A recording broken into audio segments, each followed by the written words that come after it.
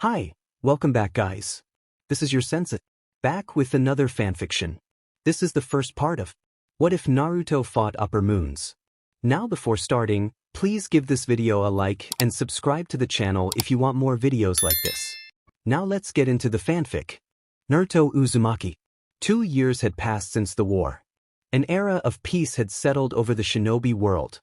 No wars, no needless battles, and the 5 great villages living in harmony. Some called it the blank PRD. Even so, the conversation Naruto had with Sasuke and the Sage of Six Paths lingered in his mind. He was not afraid of it, but he still wanted answers. One question had been resolved. The sage had spoken of unfinished business between Naruto and Sasuke, recognizing that Sasuke had not yet fully returned to the village and that the two of them would have to face a clash of ideologies. In the end, neither truly defeated the other. Naruto had managed to make Sasuke see the wrongness of his path, and Sasuke had acknowledged it. Naruto was glad for his friend. Their final clash had cost them both a dominant arm. Granny Tsunade had used the first Hokage's cells to restore Naruto's arm, but Sasuke had declined reconstruction and left the village to atone for his actions. Naruto suspected the village had already forgiven him, but Sasuke insisted on traveling alone. Flashback. 2 years earlier. Sakura informed them that both of their arms were healing quickly and that they would be discharged from the hospital soon. After she left the room, the two sat in silence until Sasuke asked Naruto to check his left palm. Naruto complied and found his sun symbol there. Sasuke pointed out that his own moon symbol had appeared on his right palm. Naruto was puzzled and then suddenly alarmed when he realized the symbols had swapped sides. He jumped to his feet and demanded an explanation, bewildered by how the markings could have moved. Sasuke responded with a weary reproach and a small smile, teasing Naruto for his lack of observation. Naruto fired back with a grin, and Sasuke told him to be quiet. Present day. Naruto concluded that the sage had anticipated the possibility of them losing their hands and had arranged for the symbols to be preserved by moving them to their opposite palms. Night fell. With no missions, Naruto returned home early and prepared for bed. As he drifted off, he suddenly found himself awake in a place he knew well, the subconscious realm. Kurama stood before him, watching.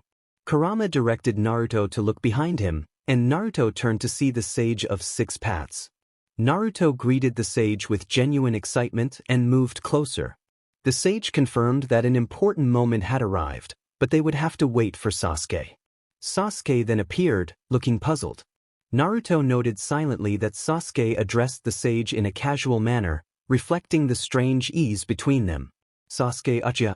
Sasuke found himself in a familiar, surreal space, an endless void with a wet ground and a color palette that blended yellow and purple into a pink gradient. After exchanging greetings with the two figures before him, he turned to the tailed beast behind Naruto and confirmed that it was Kurama. He rose and walked toward Naruto and the sage. Naruto observed him and asked whether he had been sleeping under a tree again. Sasuke acknowledged that he had. The long journey of atonement left little choice but to rest wherever he could. Hagoromo indicated that, now that the two of them were present, they could proceed.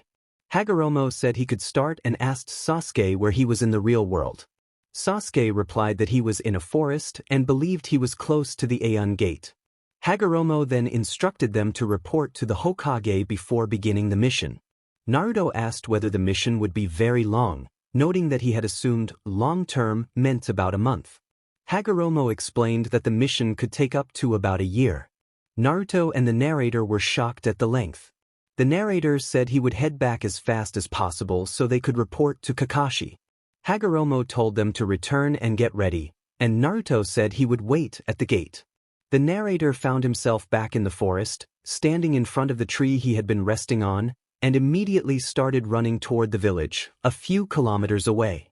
Naruto quickly changed into his black jacket mission outfit with orange pants, secured his ninja tools and the leaf headband around his now short spiky hair, put on his red Uzumaki armband and his usual footwear, and went to the gate to wait for Sasuke. When Sasuke arrived, he slowed to a walk and greeted Naruto with a fist bump. Naruto noted that it had been a few months. Sasuke answered with a small smile, a change from the colder expressions he used to wear. In appearance, Sasuke had not changed much aside from his outfit. His hair was a bit longer with bangs covering his left eye, the Rinnegan. He wore a long black cloak that covered where his left arm would be, and his sword scabbard was hidden behind the cloak. He wore simple black pants and the same footwear that many ninjas wore. Sasuke suggested they report to Kakashi as soon as possible. Naruto observed that it was still early enough that Kakashi should be at the Hokage mansion. They ran and jumped over houses to get there, and Naruto arrived a split second earlier to knock on Kakashi's door. Kakashi heard the knock and invited them in. He was surprised to see both Naruto and Sasuke. Naruto announced that they wanted to report something, explaining that they had been given a mission by the Sage of Six Paths. Kakashi asked about the mission and the Sage, and Sasuke confirmed the name, which only increased Kakashi's surprise. The two explained that they did not yet know the details of the mission but had been told to report to Kakashi first, and that it could last up to a year. Kakashi hesitated at the idea of sending them on such a long mission, given their strength and importance, but decided to let them go since the instruction came from the sage and the village was at peace. Kakashi smiled and asked them to come back safe. Naruto asked Kakashi to tell the others if they asked about them, and Sasuke bowed before leaving. Kakashi, half joking, reflected that although he was Hokage, the sage had given them orders. Back in their subconscious realms, Hagoromo began to explain the mission. He told them that the dimension they would be sent to was home to strange creatures known as demons. These demons preyed on people, and sometimes they transformed people into more demons. Hagoromo asked Naruto and Sasuke to assist the people of that world, protect them, and help banish every demon that existed. He explained that there was a certain demon they must confront, the very first demon to ever exist, whose destruction would cause the others to perish as well. Sasuke and Naruto found the plan straightforward, but Hagoromo added one condition. He said he did not want either of them to deliver the final blow. Instead, a person with crimson hair and eyes and a scar on the left side of his forehead must be the one to finish the demon. Both accepted the condition without objection, though they noted the request was unusual. The narrator assured Hagoromo that they would handle the rest. Hagoromo said he was counting on them and expressed confidence that they would work together better now that they had resolved the unfinished business the sage had mentioned. Naruto gave a small, affirmative response. Super Gramps laughed, and though he never said outright what he meant by business, the narrator understood he was referring to the fight in the final valley. The narrator also noticed that Sasuke understood, as Sasuke smiled with his eyes closed and his head tilted slightly downward. The Sage of Six Paths said he could give no more information and that the rest they would have to discover on their own. He explained that he would send them using a space-time ninjutsu, but warned that the dimension they would be sent to was very distant and that they would likely feel extremely fatigued upon arrival. The narrator tried to reassure him that they were durable enough, while Sasuke admitted he was unsure he would handle it. The sage expressed his hope that they would arrive safely. A portal appeared from their palms, where their respective symbols glowed. Sasuke stepped into the swirl first, and the narrator returned the sage's smile before jumping into the black and purple vortex. Both arrived through the portal without trouble, but as soon as they emerged they were falling through the sky. The portal had opened high above the treetops. The narrator felt their body go numb, as if exhausted from intense exertion, and thought that Super Gramps had not been wrong about the fatigue. Sasuke landed first without appearing to bother to land on his feet. The narrator managed to land upright but was so drained that they dropped to their butt and then lay down. Soon after, both of them fell unconscious from exhaustion. Sasuke Uchiha woke with a groan and looked around the room, taking in the rows of empty beds that made the place feel like a hospital. He realized Naruto was awake as well and saw him sitting up on the bed to his left, staring at the wall. Sasuke wondered aloud where they were and how long they had been unconscious. Naruto answered that he had come to about 10 minutes before Sasuke. Sasuke fell silent and stared through the window between them at the bright sun and the wisteria trees outside, concluding they had only been out for a few hours. Naruto then pointed out that Sasuke's blade lay on the wall to his right. Sasuke noted the odd trust of their captors for leaving the weapons with them. Naruto added that his bag of ninja tools had been left untouched as well. The shoji door to their right slid open and a girl in a blue uniform with pigtails held by butterfly pins entered, announcing that the two of them were awake. She called out to someone named Kocho and stepped aside. Sasuke and Naruto said nothing and watched. A moment later, a slightly older, shorter woman wearing the same uniform and a white butterfly-patterned Haori stepped in. She bore a butterfly pin and carried a sheathed sword at her side. The woman introduced herself as Shinobu Kocho and asked for their names. Sasuke gave his name, followed by Naruto. Kocho explained that they had collapsed outside and were found near the mansion, which was why they had been brought in. When Naruto asked how long they had been out, Kocho smiled and told them it was the next day. Sasuke and Naruto reacted with surprise. Kocho then asked why and how they had collapsed. Naruto suggested fatigue and exhaustion as a likely cause for both of them. Kocho informed them that there would be a meeting shortly and requested that they attend in about 15 minutes. Then she bowed and left the room. Sasuke and Naruto prepared to leave, donning slippers and securing their gear. They stepped into a large building that felt more like a hospital than a house. Naruto led the way down the hallway toward a door that opened to the outside. Once outside, Naruto noted that Kocho had not specified where the meeting would be held. Sasuke suggested asking someone, and they looked around for help. They found the pigtail girl hanging used clothes and fabric and asked where the meeting would take place. The girl pointed to a house nearby and said the meeting would be held there. Naruto thanked her and took off running, with Sasuke following after calling for him to wait. Both jumped over a fence into a garden of flowers, grass, and pebbles and approached the porch, where a few people were gathered. Among them were a loudspeaker, a very large man, and Shinobu Kocho. Sasuke and Naruto stayed tucked against the fence at a distance so as not to be noticed and spoke in low voices about what to tell the others if asked where they were from. Naruto wondered whether they should hide their abilities or be open about them, and Sasuke began to reply, considering the risks and benefits, when a loud voice suddenly shouted to interrupt them. A loud, energetic voice from the group called out to Naruto and Sasuke, drawing their attention and the attention of everyone nearby. Naruto and Sasuke realized they had been noticed and decided to approach the group. As they drew closer, they counted 6 more people, each carrying a sword, and the whole group stared at them intently. Shinobu Kocho was the first to step forward and acknowledge them, identifying them as the 2 she had mentioned earlier. A man with yellow hair tipped in red, whose hairstyle suggested fire, asked Shinobu if she knew the newcomers.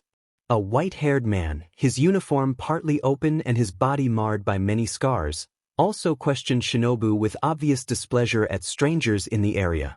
Shinobu smiled and explained that the 2 had been found collapsed and were carrying weapons such as a sword, kunai, and shuriken. The yellow-haired man asked whether Naruto and Sasuke were members of the Demon Slayer Corps. Naruto and Sasuke exchanged puzzled looks, unfamiliar with the Corps.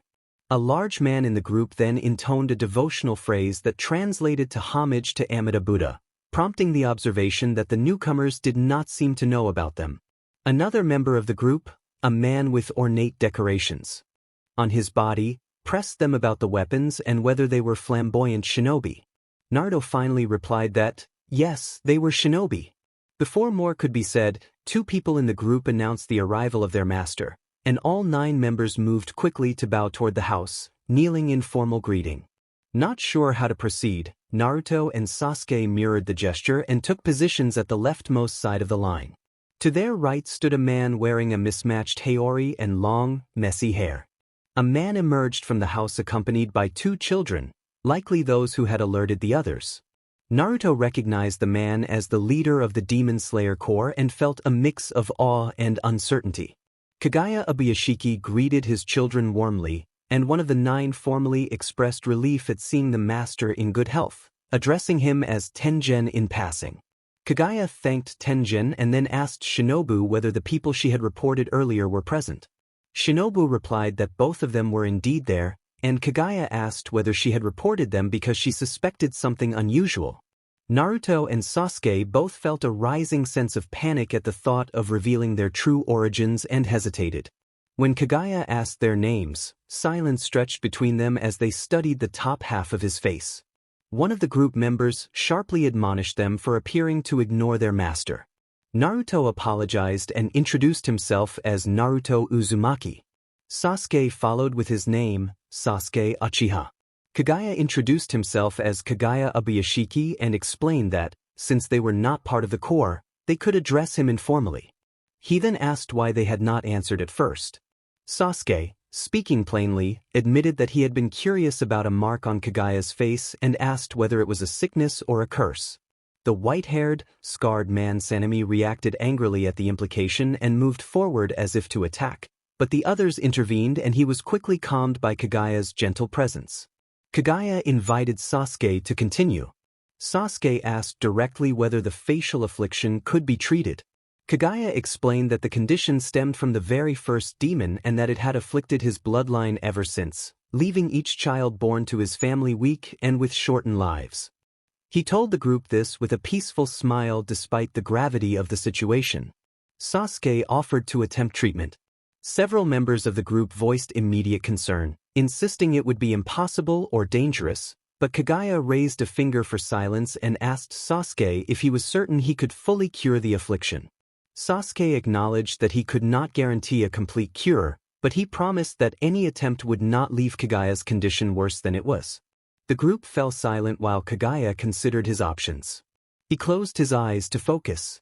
After 7 seconds he made his decision and accepted. The garden exploded with gasps and voices of rejection as the master's children and others begged him not to agree, but Naruto quieted the crowd with a single finger to his lips, and the garden fell silent. A voice pleaded for Naruto and Sasuke to intervene. Sasuke faced his best friend and nodded slightly. Naruto acknowledged the signal. In an instant, the two shinobi were at the master's sides, Naruto to his right and Sasuke to his left, their speed astonishing the 9 swordsmen standing before them. Naruto motioned for the master to sit. He placed his left palm, the one bearing the mark, against the master's head while Sasuke placed his right palm on the other side. They closed their eyes and concentrated on the task. Naruto felt the mark shift under his hand and opened his eyes to see the master's face slowly returning to normal. Gasps rose from the people in the garden. When the mark faded from view, Sasuke opened his eyes and met Naruto's. His slight nod conveyed what he was about to do. Naruto warned the master that the next part would sting a little. The master urged them not to worry. Sasuke closed his eyes again. When he opened them, his right eye flashed with a complex pattern as he invoked an advanced ocular technique and unleashed a black flame-like energy that appeared around the master's head. The master flinched and cried out in pain, enough to be heard by those nearby. Shouts of alarm came from the swordsmen, who drew their blades and rushed forward, intent on stopping what they thought was harm. The master raised his right hand, palm outward, commanding them to stop. Though trembling and filled with hesitation, the 9 swordsmen obeyed, unwilling to disobey their leader. The master spoke calmly, asking his children to remain composed. A swordswoman with braided hair pointed out the black flames and asked if he was all right. The master, surprised, replied that it did not hurt as much as it looked and that it actually felt warm. Sasuke used his eye technique to draw the dark embers back in, and the black fire gradually receded. Naruto prepared the finishing touch and placed his palm gently over the master's eyes. The master closed his eyes in response, sensing Naruto's hand nearby. Naruto focused and then removed his hand. The master opened his eyes to reveal 2 deep, dark purple pupils, an astonishing change that drew more gasps from the gathered crowd. The swordsmen and onlookers stared in disbelief. Tears of relief and wonder rolled down the master's face. Naruto and Sasuke exchanged satisfied smiles and bumped fists in silent celebration. A few minutes later, everyone had gathered inside the house as news of Kagaya Ubuyashiki's recovery spread to his wife, children, and neighbors. Naruto and Sasuke sat side by side facing the master, with the 9 swordsmen arranged behind him. The master, able to see them again for the first time in a long while, asked the pillars to introduce themselves. Kaijuro Rengoku announced his name with warmth and thanked Naruto and Sasuke for curing their beloved master. Sanemi Shinazugawa introduced himself, offered thanks, and apologized for his earlier behavior. Abanai Iguro expressed his gratitude. Jyomi Himejima stated his appreciation and thanked them sincerely. Mitsuri Kanroji thanked them effusively and said nothing could repay their kindness. Tengen Yuzui offered a dramatic, flamboyant expression of thanks. Michiro Takito gave a quiet introduction. Shinobu Kocho sighed softly, noted that they had already met, and thanked them again. Ju Tomioka repeated his thanks as well. Naruto and Sasuke both thought that was a lot of thank yous and a lot of names to remember. They were flattered by the respect but most struck by how deeply the pillars admired and honored their master. The two bowed and smiled in return. They had already introduced themselves outside and were prepared for questions. Both remembered the promise they had been given to save and protect those they encountered, and they remained determined to do whatever it took. Naruto Uzumaki felt the question hang in the air, the one they had least wanted to hear. He and Sasuke had wanted to plan their answers, but they had been forced to stop when the master noticed their presence at the doorway. Rain pattered from the open door to Naruto's right, the reason they had come into the house in the first place. Both Naruto and Sasuke scrambled for something to say. Rengoku, the master, requested that they tell him about themselves. Sasuke answered that they were simply travelers from the other side of the country. Naruto inwardly thought that was a thin cover while keeping a straight face. The master considered that for a moment. Tengen Yuzui, one of the pillars, then interrupted and asked whether they had not said they were shinobi. Sasuke faltered at the question. Naruto improvised and said that they were shinobi no longer. Rengoku asked what had happened. Naruto explained with a sad smile that they came from different clans, as their family names showed. He said his clan had been nearly wiped out on the day he was born when a swarm of demons attacked their district. Naruto said his guardian had taken him far away to safety, but his father had gone back to protect the district and the civilians. None of their clan members had survived. Naruto added that, to his knowledge, he was the sole survivor of the Uzumaki clan. Naruto later reflected that his story closely mirrored his real life, his parents dying around his birth and the clan's destruction. The main change was calling demons the cause, even though he had never actually seen them. There was a short silence before Rengoku asked if Naruto had never truly met his parents. Naruto confirmed he had not. Rengoku responded with a gentle smile and a soothing voice that always calmed Naruto. The voice sounded oddly familiar to him. Rengoku then asked Sasuke to share his story.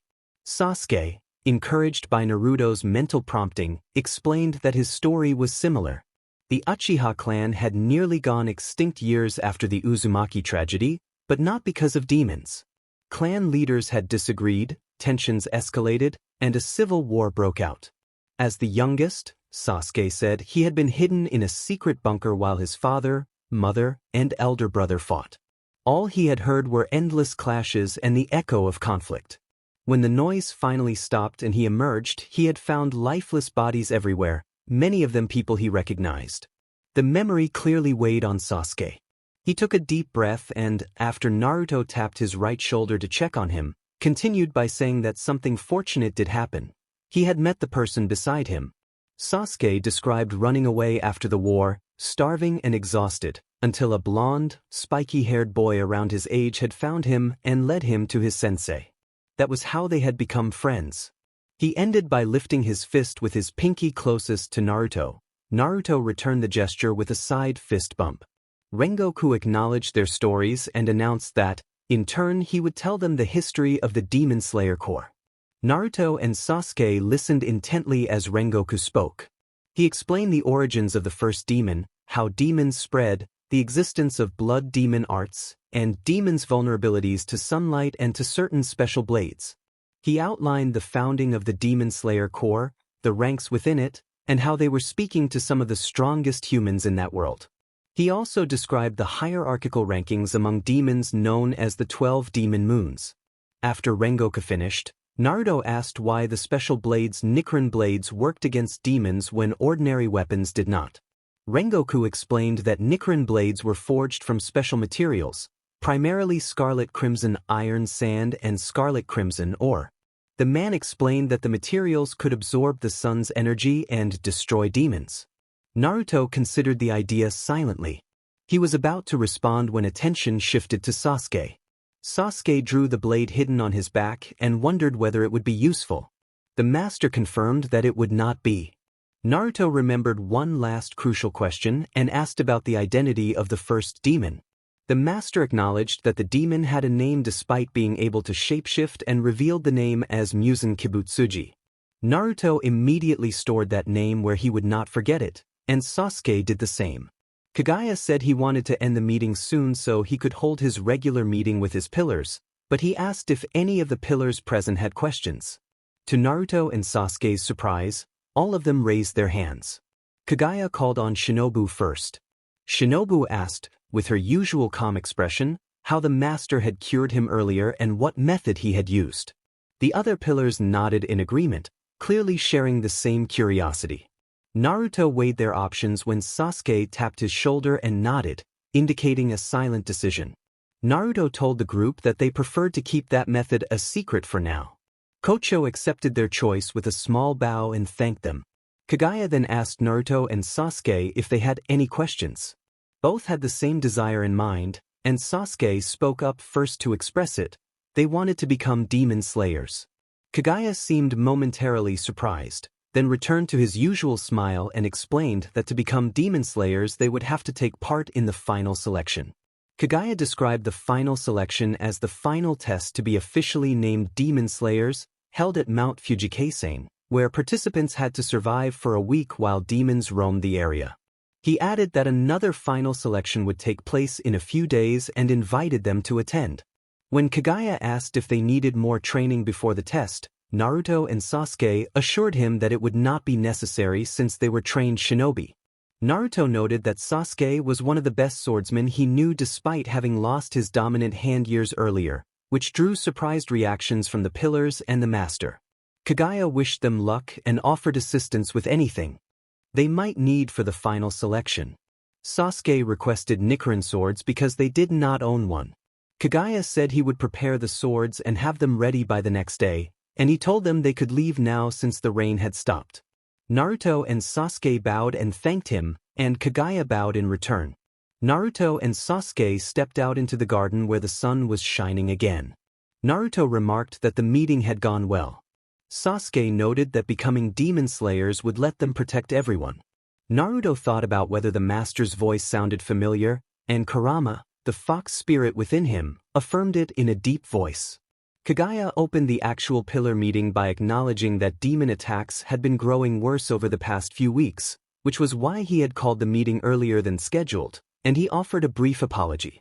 Sanemi replied that there was no need to apologize and that it was right to report important matters to the pillars. Kagaya announced an increase in the number of missions assigned to the pillars, explaining that the Demon Slayer Corps relied on them as the strongest protectors of humankind. All 9 pillars responded in agreement. Before ending the meeting, Kagaya requested that they pray for the safety of the new participants, Naruto Uzumaki and Sasuke Uchiha, who would face the final selection in 2 days. Tengen enthusiastically said he already intended to pray, noting that Naruto and Sasuke had saved Kagaya's life and that they were fellow shinobi, which pleased the others even if some did not outwardly show it. Kagaya chuckled at the response. Meanwhile, Musen reviewed his plans. If his predictions were correct, the final selection would begin in 2 days. He instructed Daki to go to the mountain where the test was held and eliminate all the participants so the Demon Slayer Corps would not gain new members. Daki asked how she would reach the mountain, pointing out that Mount Fujikaisen was protected by wisteria trees. Musen dismissed the concern, indicating that it would not be a problem. 2 days later, Sasuke Uchiha prepared to depart with Naruto for the final selection. They had already received the swords they needed from one of the attendants. Sasuke replaced his usual blade with the borrowed one and secured it in its familiar position. Naruto also positioned his sword on his back so he could draw it with his wrapped right hand. Sasuke asked Naruto if he was ready. Naruto said he wanted to try something first. Sasuke waited to see what Naruto had planned. Naruto formed a hand sign and performed the shadow clone technique. The clone moved ahead into the forest and settled on a branch of a distant tree where it would be unlikely to be noticed.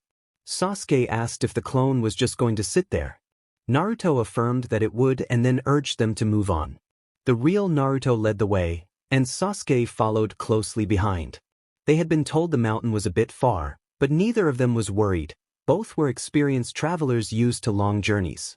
Since the day they had fought when they had exchanged fierce blows that left both of them badly injured and finally acknowledged each other, Sasuke had resolved to atone for his past. He wanted to rebuild his reputation as a shinobi and as a person, and to show others that he was no longer defined by hatred and revenge. One way he sought redemption was by traveling the world, meeting people, and making connections he had missed in earlier years. He wanted to see the world with new eyes, free of the old darkness. The task given by the Sage of Six Paths fit into that path of atonement. Protecting others and striving for peace felt like a way to balance the harm he had caused. Even though Naruto and Sasuke were skilled fighters, they knew they had to prove themselves before joining the Demon Slayer Corps. They could not join by will alone. They had to show they were capable of facing real threats. Their first objective, then, was the final selection. The two children thanked everyone for coming to the Demon Slayer Corps final selection and, as apprentices of the master, explained the rules. Participants would need to survive for 7 days, they were vulnerable to wisteria, and escape from the mountain would be impossible. Sasuke suddenly noted that there were 21 participants and reminded that number had to remain the same when they returned. With a bow from the apprentices, the final selection officially began. Elsewhere, the master issued an order, subordinates acknowledged, and Neikime answered the command and began to play her instrument. Naruto and Sasuke spent the night cutting down demons across the forest, each quickly dispatching many opponents. Naruto observed that the first day was going well as he cleaved another demon. Sasuke commented that the creatures felt weak, which made sense for a test designed to let people pass. Naruto admitted he was getting used to fighting with a sword, and Sasuke replied that he had seen Naruto use one before. A sudden scream cut them off. They ran toward the sound and found something out of place, pink obi belts with a scale pattern strewn through the clearing. Naruto warned that they were not ordinary cloth but demons and kicked one piece away when it surged from behind. Sasuke grimaced at its grotesque animation and joked about how ugly it was, while Naruto worried that even using his Sharingan might be unpleasant. The animated belt declared itself beautiful and, in a burst of rage, threatened to kill them. The pink belt lashed out, sliding through the clearing in wild, erratic strikes. Naruto and Sasuke intercepted the pieces easily. Naruto used his sensing to track its presence and Sasuke relied on his Sharingan to predict the belt's trajectories, cutting them down from every angle. Naruto urged not to waste time because the thing they were fighting did not seem to be the main body. He sensed a stronger presence deeper in the forest. The demon's thoughts turned frantic as it realized these two opponents were not ordinary newcomers and demanded what they were. Without speaking aloud, Naruto and Sasuke coordinated. Sasuke channeled lightning into his blade, cloaking the sword and his body to increase speed, and activated his Chidori blade. Naruto formed the familiar hand signs and reinforced his sword with wind chakra, sharpening its edge and focus. The demon trembled at the unfamiliar power. In an instant, Naruto and Sasuke vanished from their positions and reappeared in a blur, their movements inhumanly quick. They cut through the belt pieces as they advanced. The animated obi tore apart and fell away. Beyond the shredded fabric, two figures became visible. A female demon had one of the participants by the hair and taunted him, insulting his appearance and threatening to eat him. The boy pleaded for mercy. Naruto stepped forward and struck the demon hard enough to silence her taunts. She glared up to see two attackers, a black-haired youth carrying the boy she had been about to devour, and a blonde wearing a headband who stood with his fist clenched. The demon accused the blonde of hitting her and vowed revenge. Naruto responded with a smug retort. At that moment, the pink obi they had destroyed began to glide rapidly toward the demon. Instead of attacking the pair, the animated belt moved straight for its own master. When the obi met the demon, both shinobi realized the sash was being drawn into her. Moments later, her hair shifted to a white and green gradient and a manic smile spread across her face as dark veins crept along her skin. Naruto sensed her strength rising. Sasuke ordered the person he was carrying to run while keeping his eyes fixed on the demon. The person immediately fled from the scene. The demon lunged to reclaim the fleeing figure by extending her obi, But Sasuke stayed alert and sliced the sash away while never taking his gaze off her. Sasuke suddenly reacted with shock. He told Naruto to look at the demon's eyes. Naruto obeyed and saw a carved marking. Sasuke recognized it as the mark of Upper Moon 6. The demon introduced herself as Daki, Upper Moon 6, with a proud smile. Naruto set his blade in a reverse grip and steadied himself to prepare for an attack. Daki taunted him, but then an unseen movement interrupted her. In a flash, Naruto reappeared behind her and delivered a flawless, blindingly fast strike that immediately incapacitated her, separating her head from her body without any gruesome detail. She was stunned and motionless. Sasuke questioned whether Upper Moon demons were so weak. Daki protested loudly that she was far from weak and insisted that her rank proved it. Sasuke, pointing to the person behind Daki, retorted sharply that she was acting foolishly. The person protested and then began to sob loudly. Daki, with tears leaking from her detached head, insisted she was one of the strongest demons alive. Naruto called for Sasuke's attention and pointed out that Daki was not dying. At that moment she screamed for her brother, and a figure emerged from her back. The new figure was dark green and extremely gaunt, and Naruto immediately felt the surge of power radiating from him. He was far stronger than Daki. Naruto tested the newcomer by throwing his sword with all his strength. The blade flew at high speed, but the new demon moved with uncanny reflexes, dodged the attack, and knocked the sword away so it skidded far from them. Naruto had lost his weapon. The new demon spoke with cold amusement and introduced himself as Jutaro, declaring he would kill the two humans for hurting his sister. Naruto responded with defiant confidence and urged Sasuke to move first while he considered a plan. Sasuke understood and dashed forward. Jutaro followed, meeting Sasuke in the middle as steel clashed with the demon's blood sickles. With his Sharingan active, Sasuke noticed the dangerous properties of Jutaro's weapons and realized their poisonous nature. He recognized that he could not behead both targets at once. They were likely two parts of the same Upper Moon 6, and to truly end them they would have to strike simultaneously. Sasuke fought defensively, blocking and dodging desperately to avoid being cut by the sickles. Naruto, having lost his sword, concentrated on the backup plan involving a previously created shadow clone. He hesitated but knew he had to commit. Daki seized the opening and responded with a concentrated layered obi assault. Sasuke tried to draw Naruto's attention, but Naruto forced the plan to proceed. He ordered the shadow clone to return and withdrew the gathered energy. The shadow clone dissolved into white smoke, transferring everything it had amassed back into Naruto's body. His eyelids took on an orange tint as the absorbed power flowed into him. Naruto summoned an enormous sphere of spiraling chakra in his palm, molding it with the precision of sage arts. The giant Rasengan slammed into the layered obis, nullifying their attack and creating a brilliant display of force. The demon's siblings recoiled in surprise, stunned by the sudden surge of power. They were trembling in fear, seeing a mere human do something to them that seemed demon-like. Sasuke and Jutaro stopped clashing weapons and jumped back to stand beside their respective partners. Sasuke asked if it was Sage Mode. Naruto admitted he did not know if it would work and opened his eyes, revealing yellow irises and rectangular pupils. Naruto said there was only one way to find out and struck his left palm with his right fist. The fight restarted with Naruto in the arena. Naruto dashed in front of Daki and kicked her in the stomach. Sasuke, noticing Jutaro distracted by his sister, tried to kick one of the blood sickles away. He managed to knock one free, but the other remained, and Jutaro quickly regained focus and pushed Sasuke back. Jutaro charged with his remaining sickle, and Sasuke blocked with his sword. Sasuke had not yet found a clear opening to finish Jutaro, and he needed more time to coordinate with Naruto. Naruto's confrontation with Daki was lopsided. Because he gained the head start, he maintained the upper hand. After the initial kick, he followed with an uppercut that sent her flying. He pursued, landed another hit, and prepared to deliver a finishing strike, but he glanced over at Sasuke's fight and saw that Sasuke did not yet have a clear opening. Naruto called to Sasuke and threw a kunai from his small bag behind Jutaro. Sasuke recognized Naruto's intent.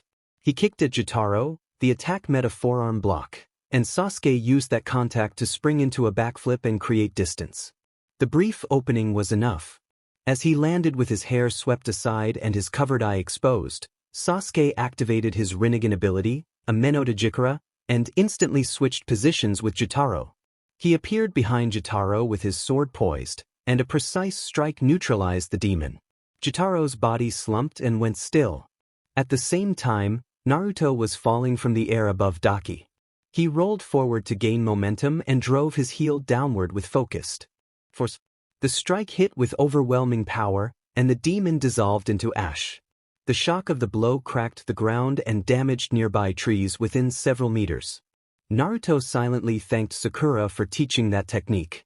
He had been unsure if his plan would work, but the demon's body turned to ash almost immediately. From among the fallen, Jotaro wailed in a pained voice as his remaining form began to disintegrate.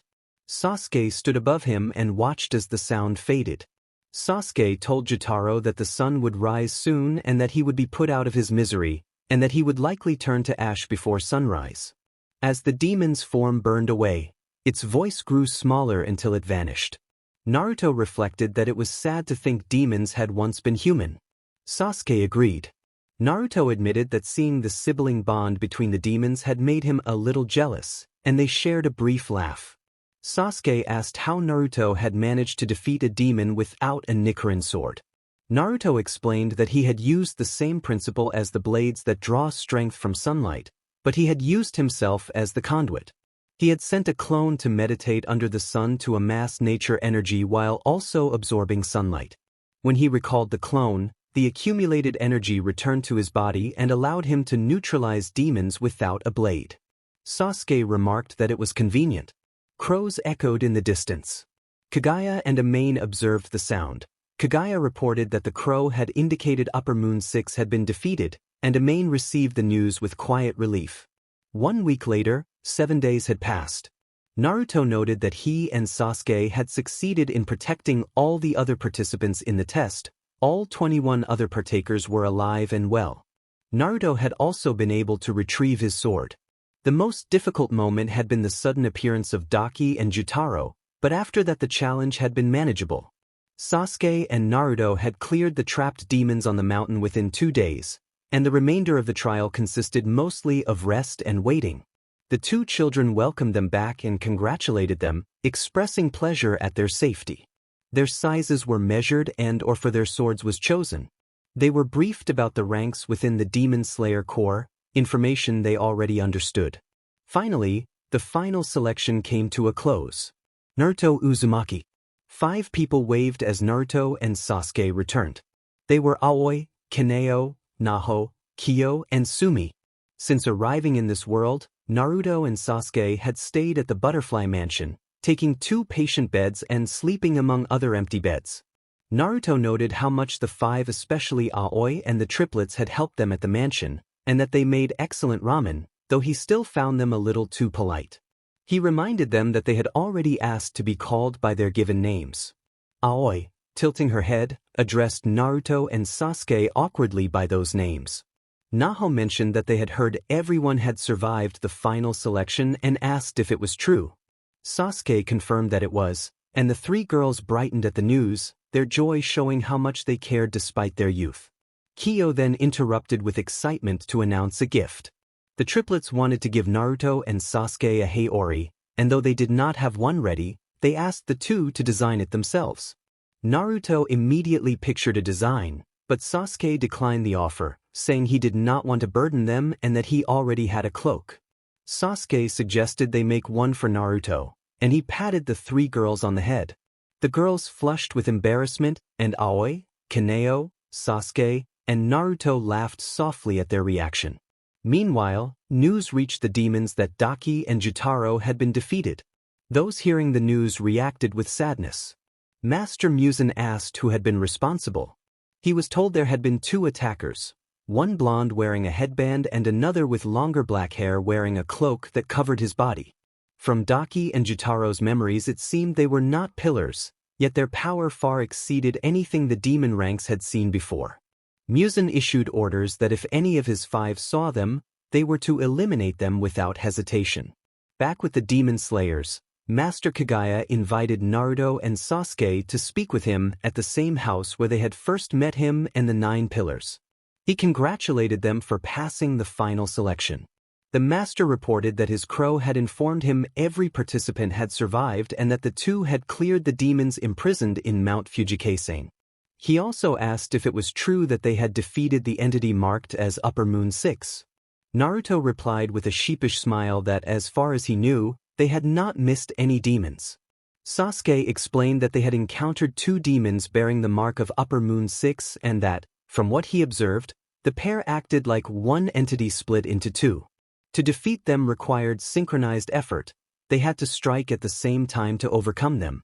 Kagaya listened and bowed in thanks, emphasizing that an Upper Moon was an exceptionally powerful, long-lived adversary that had bested many, even among the pillars.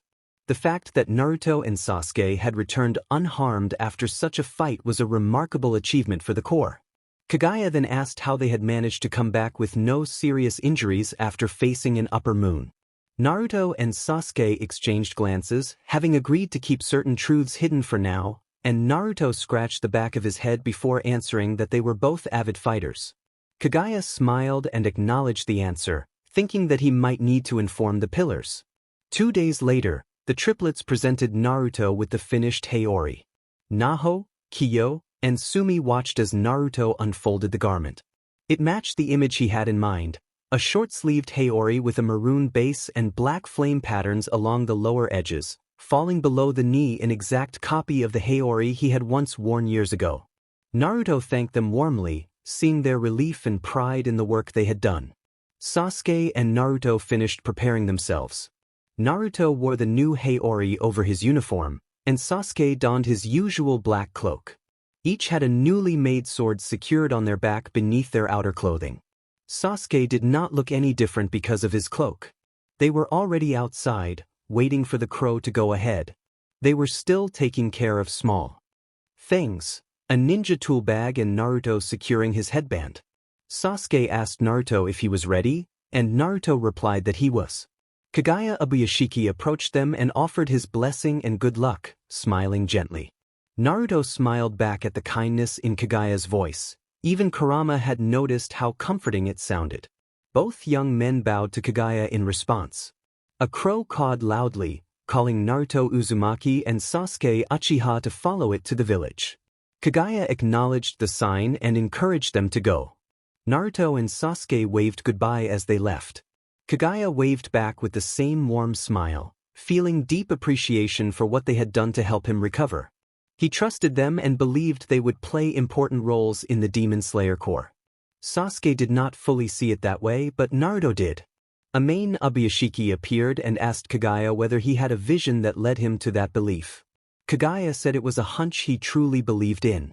Amain expressed gratitude for what the 2 young men had done and said she expected good things from them. The couple held hands and went to meet the pillars, who had gathered unexpectedly after receiving the news. The crow guided Naruto and Sasuke through the forest toward the village. As they ran, Sasuke noticed Naruto's expression had gone blank and asked if he was all right. Naruto admitted he had spaced out, thinking about the missing children in the village and hoping they could save at least some of them before arriving. Sasuke listened as Naruto said he was trying to stay optimistic. Even if the worst had happened, defeating the demon could prevent more children from disappearing. Sasuke mentally noted that Naruto always looked for the positives. At the mansion, the pillars had convened immediately. Kaijuro asked Kagaya if it was true that Upper Moon 6 had been defeated. Kagaya confirmed that it was true and then revealed that Naruto Uzumaki and Sasuke Uchiha had been the ones responsible. The pillars reacted with astonishment, remembering the 2 who had cured their master and the extraordinary events that had followed. Mitsuri blushed at the mention of their names, showing how touched she was by their deeds, and Abanai noticed with a quiet, hidden unease. Kaijuro expressed admiration and a renewed determination. Kagaya clarified that the 2 had encountered an Upper Moon demon during their final selection week and had defeated it before becoming official swordsmen, which drew even louder surprise from the gathered pillars. Rengoku admitted he felt envious of their opportunities to fight the 12 demon moons, and the stone pillar said he offered a quiet prayer for their future. Shinobu asked if they would be promoted, and Kagaya replied that they would eventually be raised in rank, but he wanted to observe their early days as Demon Slayer swordsmen first. He expressed high expectations for Naruto and Sasuke. Naruto noted that they had arrived as the village came into view. The village lay deep inside the forest, a place that reminded him of home under the leaves. The canopy above did not fully block the sky, so sunlight still filtered through. The sun was steadily sinking and night would come soon, a time when demons could move without fear of sunlight. Sasuke suggested that they should try to get information from the villagers. The group agreed to split up. Sasuke went left and the protagonist went right. The sun was beginning to set and people were finishing their chores outside before going indoors, so the protagonist wasted no time asking questions. The protagonist greeted a young woman and tried to get her attention. The woman returned the greeting and asked whether the protagonist was new to the village, smiling cheerfully. The protagonist explained that they were a detective and asked whether any children had been going missing in the area. The woman's smile faded at the mention of the missing children. She confirmed that children had indeed been disappearing. Some villagers suspected wild animals, but she felt the cause was something else. The woman then asked whether the protagonist had ever seen a demon. The protagonist laughed briefly and explained that asking a member of the Demon Slayer Corps that question was perhaps unnecessary, which made the woman realize her mistake and laugh with a faint blush of embarrassment. The woman said that she believed a demon was responsible because the disappearances always happened at night. When asked about the creature's appearance, she could offer little detail, though she remembered seeing a small boy heading into the forest at sunrise a few weeks earlier, as if trying to avoid the sunlight. She suspected that boy might be the demon. The protagonist thanked her and began to leave.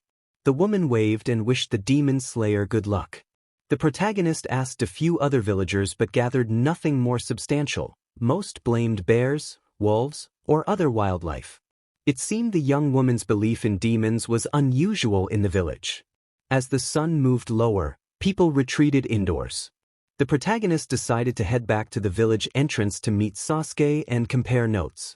They arrived at the main gate at the same time. Sasuke asked whether the protagonist had found anything useful.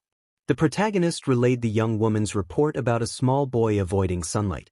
Sasuke replied with confidence that he thought the woman was likely right. The protagonist asked why, and Sasuke explained that an old man he had spoken to watched the children play and had noticed one child who always remained in the group and gave off a strange feeling. The old man described the child as wearing a simple black kimono with white accents and black hakama pants. The protagonist noted that the old man was cautious. Sasuke agreed and added that, although the protagonist could sense danger thanks to Kurama, it was still better to have some information. The protagonist acknowledged this. They walked and searched together, with Sasuke scanning visually while the protagonist focused on sensing. The protagonist soon felt an evil aura ahead, coming from the forest at the edge of the village where trees and shrubs stood thick. The protagonist announced that the demon was there.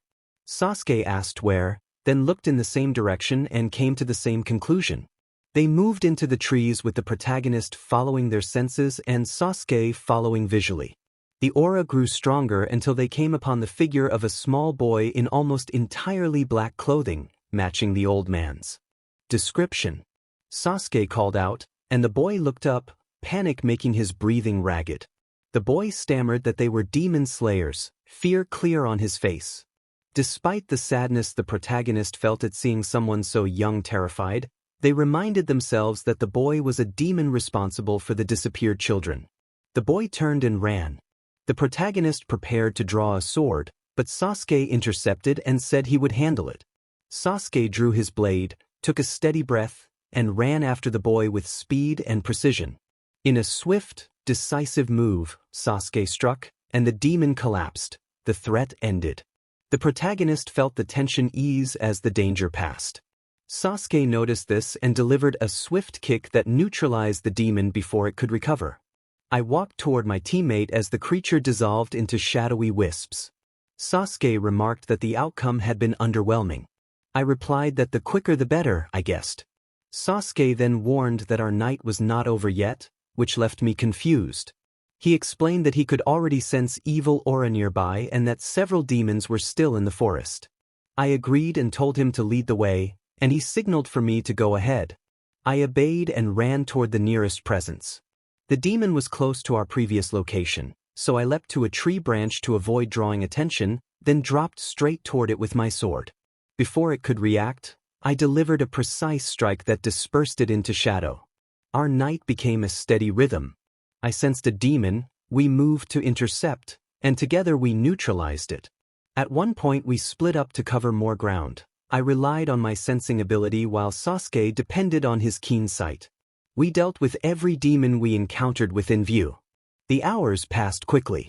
As I left the forest and no longer sensed any demonic presence, the sun began to rise, painting the sky in a beautiful display and signaling the end of the demons' roaming. When the sun was fully up, I headed back to the village where our initial mission had started. Sasuke and I had agreed to meet there after dawn, and I quickened my pace. When I arrived, Sasuke had just returned as well. I raised my fist for a bump and he returned the gesture. Sasuke asked how many I'd taken down, and I answered that I had defeated 14. He said he had taken down 13, bringing our total to 27. I expressed concern that so many demons had been in that one forest. Sasuke suggested that more experienced members of the corps were probably familiar with such concentrations and reminded me that this being our first mission meant there was still a lot to learn. I agreed. Sasuke noted with regret that we had not been able to save any captured children. I echoed the sentiment, and he reassured me that, as we had discussed earlier, reducing future casualties would come from defeating the demons we encountered, which we had done. He patted my back and I smiled in response. Sasuke mentioned that he had become accustomed to total concentration breathing and that he was still using it now. I agreed, noting that it helped conserve chakra and replenish it more quickly during fights. Sasuke nodded in agreement. We were exhausted after a night of running and fighting, so we decided to rest in the village for the morning. We went to a young woman's house where she kindly offered us a room with 2 futons. We both fell asleep almost immediately from sheer tiredness. We woke at about noon after several hours of sleep, tidied the room to show our thanks, and thanked the woman in person before leaving. We then made our way back to headquarters, bringing our first mission as members of the Demon Slayer Corps to an end. 3 months later, Naruto Uzumaki and Sasuke prepared to go on a mission again. Their days had been the same since they were officially Demon Slayers, sent on a mission, confront demons, return to headquarters, or stay out if the assignment was far away. Naruto had noticed that every mission he'd been sent on had been with Sasuke. Their master must have seen their teamwork and kept them together. This mission was closer to HQ, but otherwise nothing felt different. Naruto also noticed they had fewer meetings with the master lately and still had a lot to learn. The demons they had faced in recent months seemed unusually weak, and Naruto wondered if it was because he came from a different world. Most nights they could handle a handful of demons with little difficulty. A Kasugai crow cawed and directed them toward a town in the west, naming them explicitly. Sasuke sprinted ahead without hesitation, and Naruto followed. Another night of demon hunting began. Nearby children argued about proper behavior and an old woman's prayers as Naruto and Sasuke passed, one of them grumbling and then racing off. The pair continued on to the town indicated by the crow. According to the crow, a demon had been attacking people openly at night. Because the townspeople were poorly defended, the demon had caused many victims before the slayers arrived. 2 demon slayers had been called to end the threat. Sasuke observed that the sun was dipping below the horizon and thought they did not need to question townspeople first. Naruto relied on his sensory ability in case the demon tried to hide. They sat on a bench and waited. A man's scream erupted from the outskirts of town, accompanied by low, animalistic sounds. Naruto and Sasuke immediately ran toward the noise, jumping over houses and roofs to cut their time. They reached the scene to find a young man defending himself against a frenzied demon on all fours with nothing but a kitchen knife. The man was injured across his chest and in clear pain. The demon prepared to leap again, but Sasuke landed on its back with a decisive stomp and pinned it down. He seized the moment and struck with his blade. The blow hit true and the demon dissolved into a puff of ash and light, disappearing from sight. The wounded man breathed a shallow sigh of relief but struggled to catch his breath. Naruto moved to his side and asked if he was all right, showing concern. The man indicated his chest injury and difficulty breathing. Naruto gently laid him down and placed his left palm, marked with a sun symbol, over the wound. The man flinched briefly, then relaxed as Naruto's healing energy took effect. The injury closed and healed in a matter of seconds. Naruto stood and offered his hand to help the man to his feet. The man, still incredulous, accepted the help and thanked them. Naruto joked about not having a spare yukata to offer, and the man smiled, saying he had plenty at home and expressing his gratitude. Sasuke confirmed he sensed more activity in the nearby forest, and Naruto agreed that demons could still be out at night.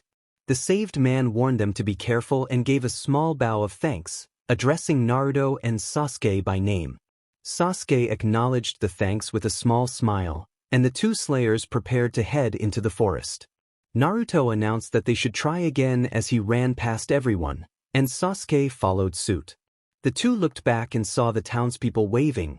They waved in return before the forest closed around them, trunks, leaves, and shadows swallowing the path. The townspeople exchanged worried remarks about a strange sound that kept returning and seemed to trigger people to turn on one another. Confusion and fear passed among them as they searched for the source. Naruto counted another enemy as defeated and noted it as his seventh. Sasuke replied that he too had eliminated one. The two moved through the trees, neutralizing threats in swift, practiced motions rather than dwelling on the violence. Naruto estimated there were more than a few still lurking when he suddenly stopped. Naruto reported that he could sense a strong presence far away. He settled himself and gathered nature energy, slipping into sage awareness within seconds and scanning the area. He determined that while the nearby presence was not as powerful as some upper-ranked foes they had faced before, it was still significant and located several hours away at full speed. He also sensed many other demon slayers in that distant area and suggested they leave that threat to them for now. Back in the forest, Naruto announced that his sage senses detected 8 hostile presences nearby. Sasuke acknowledged the assessment, and they split up to clear the area faster, Naruto heading left and Sasuke heading right, each with his sword in hand. Nearby, a swordsman moved with urgent precision. He shifted from his usual breathing style to the dance of the fire god, aware of the cost of the change and willing to endure the temporary weakness if it meant protecting his sister. His movements threaded between enemy strikes as he pushed forward to shield Nezuko. He unleashed a focused counter that caused the enemy's threads to ignite and break. He affirmed that the bond between him and Nezuko could not be broken. Naruto sensed a new presence enter his awareness, different from the distant demon. He recognized the strong aura of a demon slayer swordsman and felt that this person would play an important role in restoring peace to the world. He also detected a demon nearby, but without the usual malice. Kurama, the nine-tailed fox bound within Naruto, observed in Naruto's mind that they had been in this world only a short time and still knew little about it. Naruto hoped quietly that some demons here might not be hostile. He returned his focus to the fighting at hand. A demon's thread swept through the clearing, but a swordsman employed a precise form of water breathing called the 11th form, dead calm.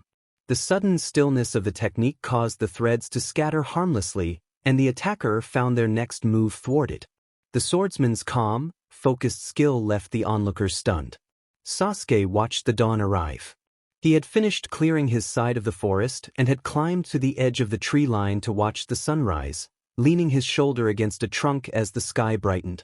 He found the view calming and reflected on how much Naruto had changed over the years. He still called Naruto a brain-dead idiot out of habit, acknowledging that it was hard to stop using the old nickname even if Naruto no longer deserved it. He was not kept waiting long.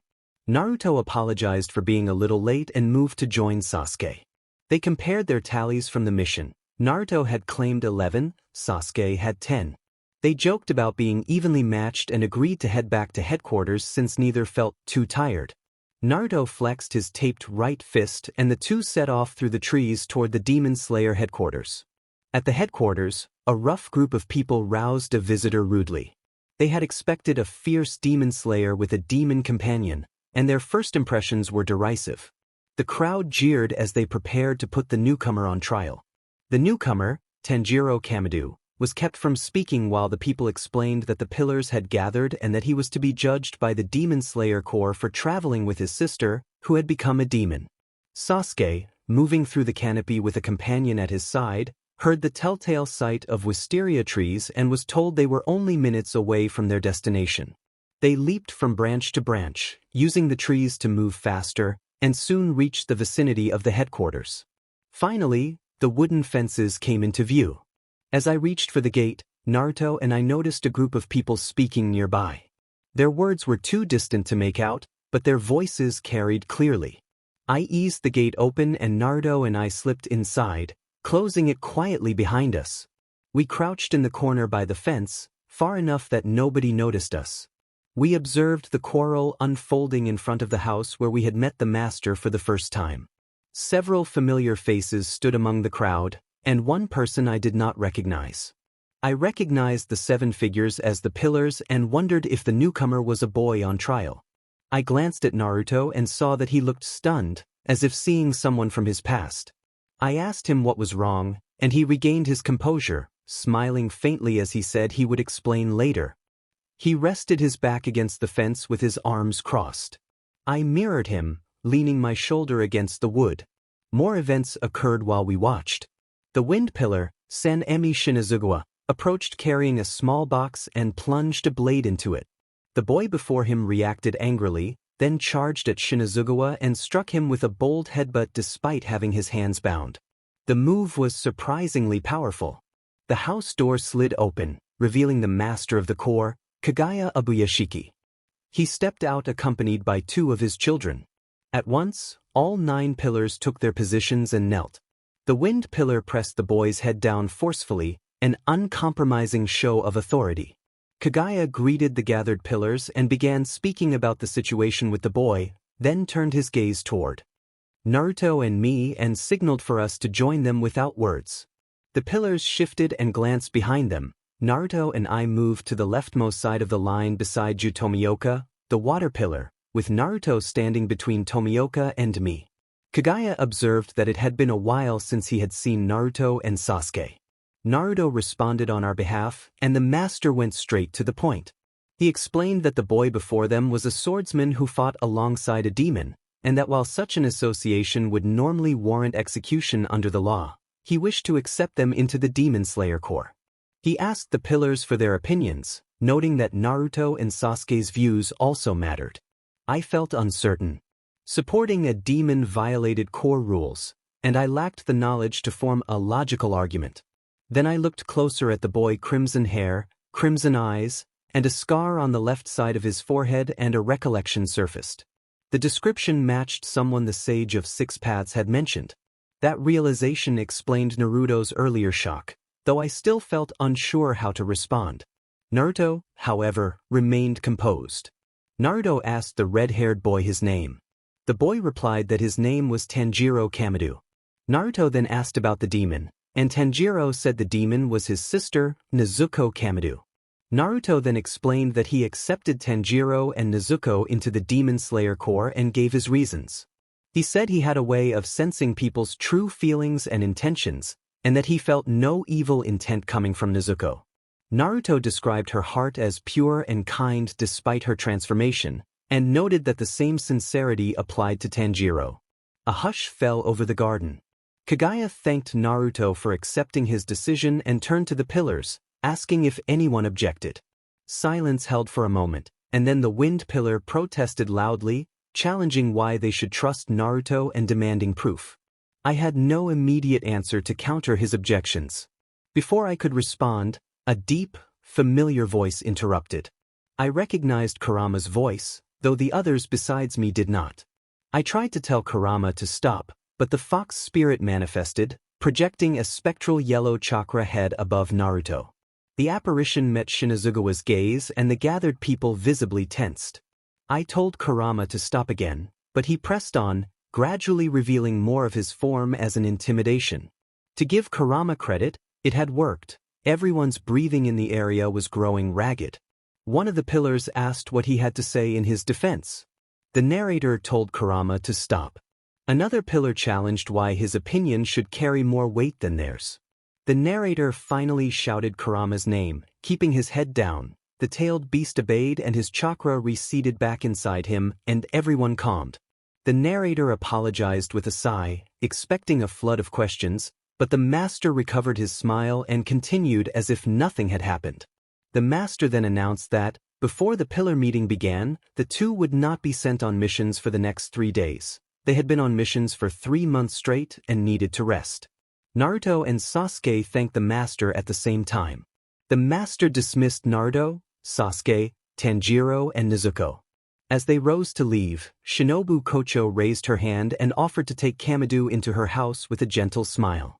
She was about to call for Kakushi when Sasuke intervened and requested that, since he and Naruto were heading to the butterfly estate, they be allowed to take Tanjiro and Nezuko with them. Kocho accepted gratefully. Naruto and Sasuke exchanged a look and without words agreed that Naruto would take Tanjiro while Sasuke carried Nezuko's box.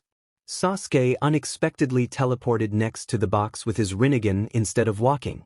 Naruto chuckled and then walked over to Tanjiro, offering him a hand. Naruto asked Tanjiro if he could walk.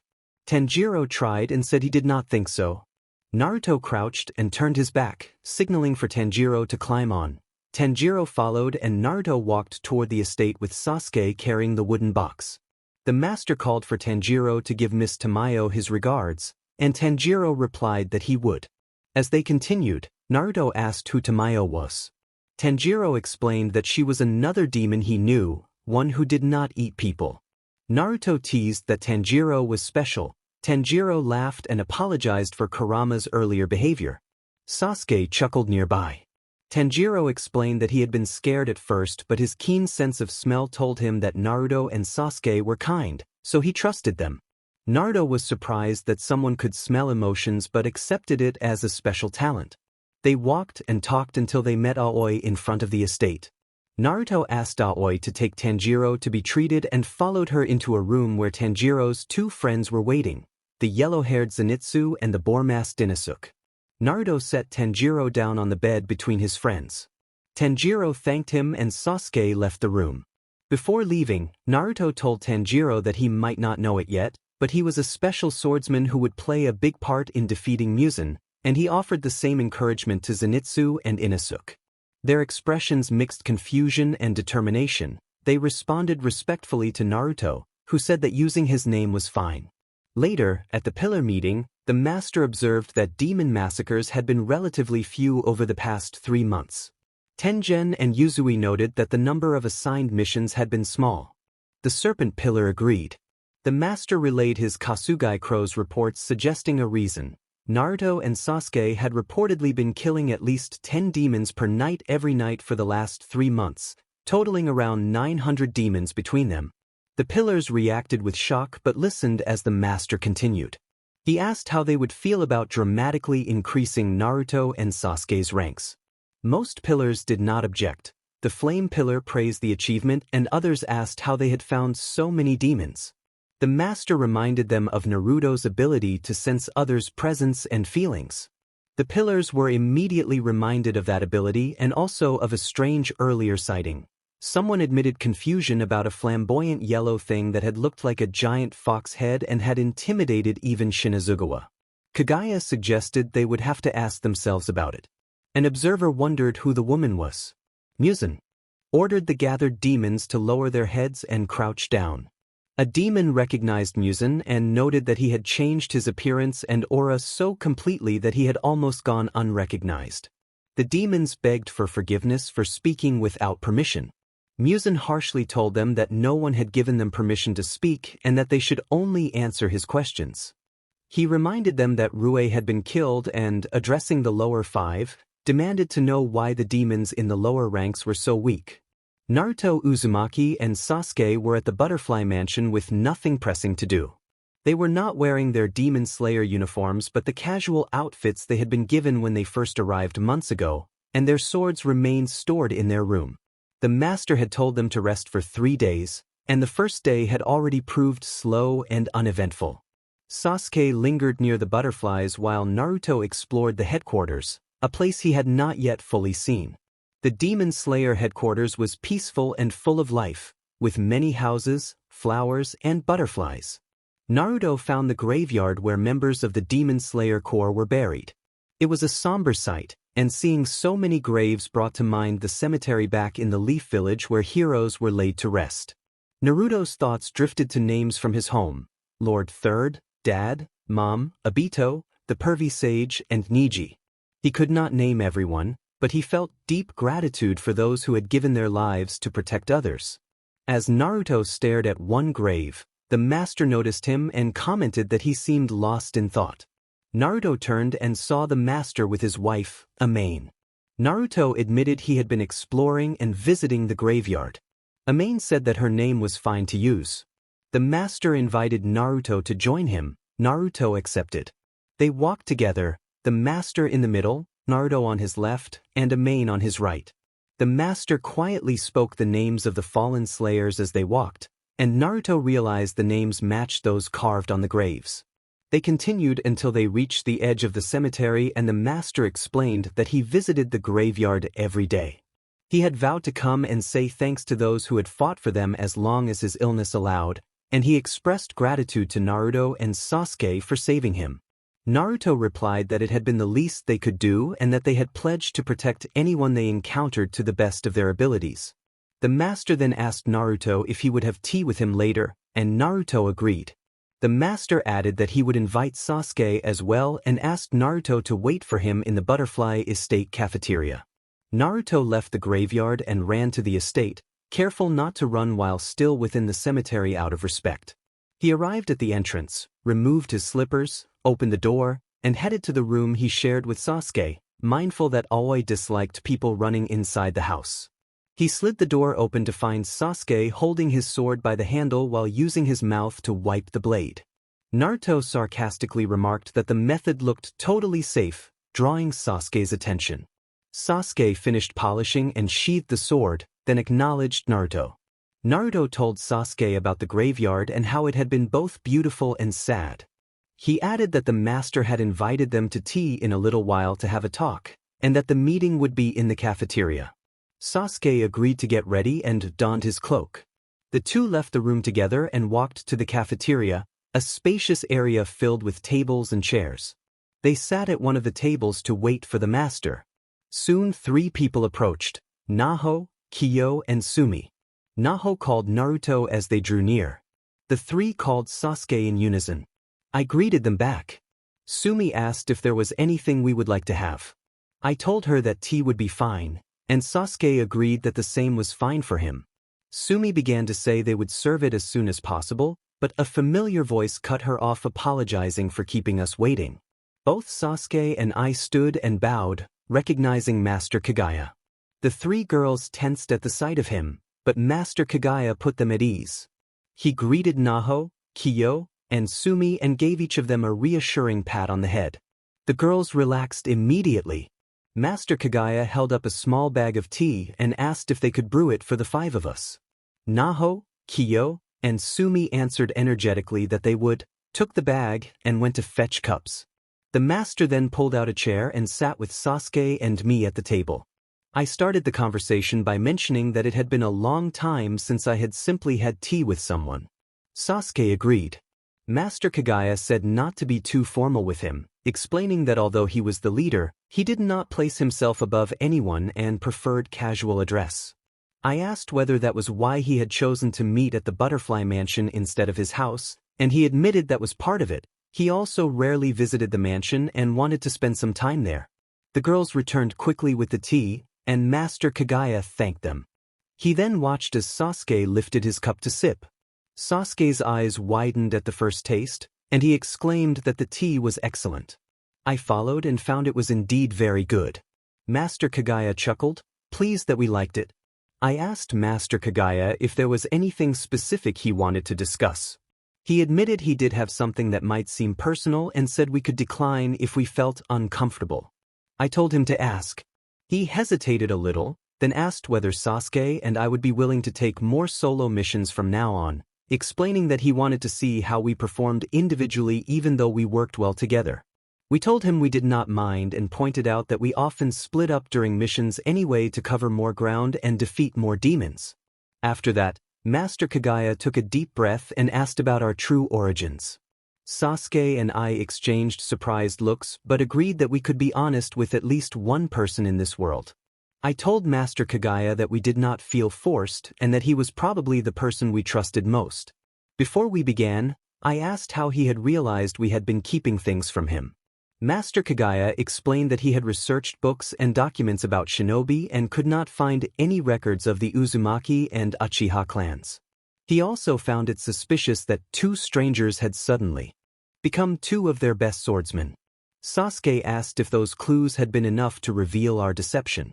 Master Kagaya replied that there was more. He possessed an ability passed down through the Ubuyashiki family that gave him visions or dreams providing information about the present or future. He described the visions as being more like lucky guesses than strict predictions and mentioned a dream that foretold the arrival of two foreigners, not just from another country but from somewhere much farther. That dream led him to suspect that Sasuke and I were not what they appeared to be. I listened, intrigued at how his ability had guided him. Then Sasuke and I told him our true story. We described our childhoods, which matched the simplified versions we had first given, and then revealed that we came from a different world or dimension. That confirmed Master Kagaya's dream. We also explained what our world had been like. The shinobi system, the 5 great villages, and the concept of chakra. The topic of chakra captured his full attention. His face showed intense focus as Sasuke and I explained. I concluded our explanation to the master by saying that those were our true origins. He took a moment to process the flood of information, then finally returned to his senses and admitted that it was a lot to take in.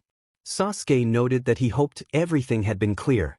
The master assured us that he had understood, but added that he had a question. He wanted to see chakra in use. I told him that would be easy and asked whether there was an unused field nearby where we could demonstrate. The master walked us to a wide, empty grassland far from the headquarters. Sasuke and I had taken our swords with us before we left. I announced that we would spar to show what chakra looked like. The master expressed surprise that we planned to fight each other, and we replied that we had weathered worse. Sasuke and I positioned ourselves across the field with the master watching from a safe distance. The wind swayed my Haori and Sasuke's cloak. With one hand raised in the classic shinobi hand formation, we prepared to begin. 2 leaves drifted to the ground together, one whole and one with a hole in its center. They landed with the intact leaf resting over the damaged one, as if to cover the imperfection. We opened our eyes, sprinted toward each other, drew our blades, and clashed in a swift, stylized exchange. The shinobi sparring commenced in a flurry of precise, anime-style movements. When the clash ended, I was standing behind Sasuke with my blade positioned at his back. I panted that I had won. Sasuke smiled and admitted that he had lost for the second time. We sheathed our swords and heard applause from the distance. The master had been watching the entire demonstration, and we ran toward him. I called to the master and asked how our demonstration had been. He described it as extraordinary, and I reflected that the words scarcely covered what we had shown.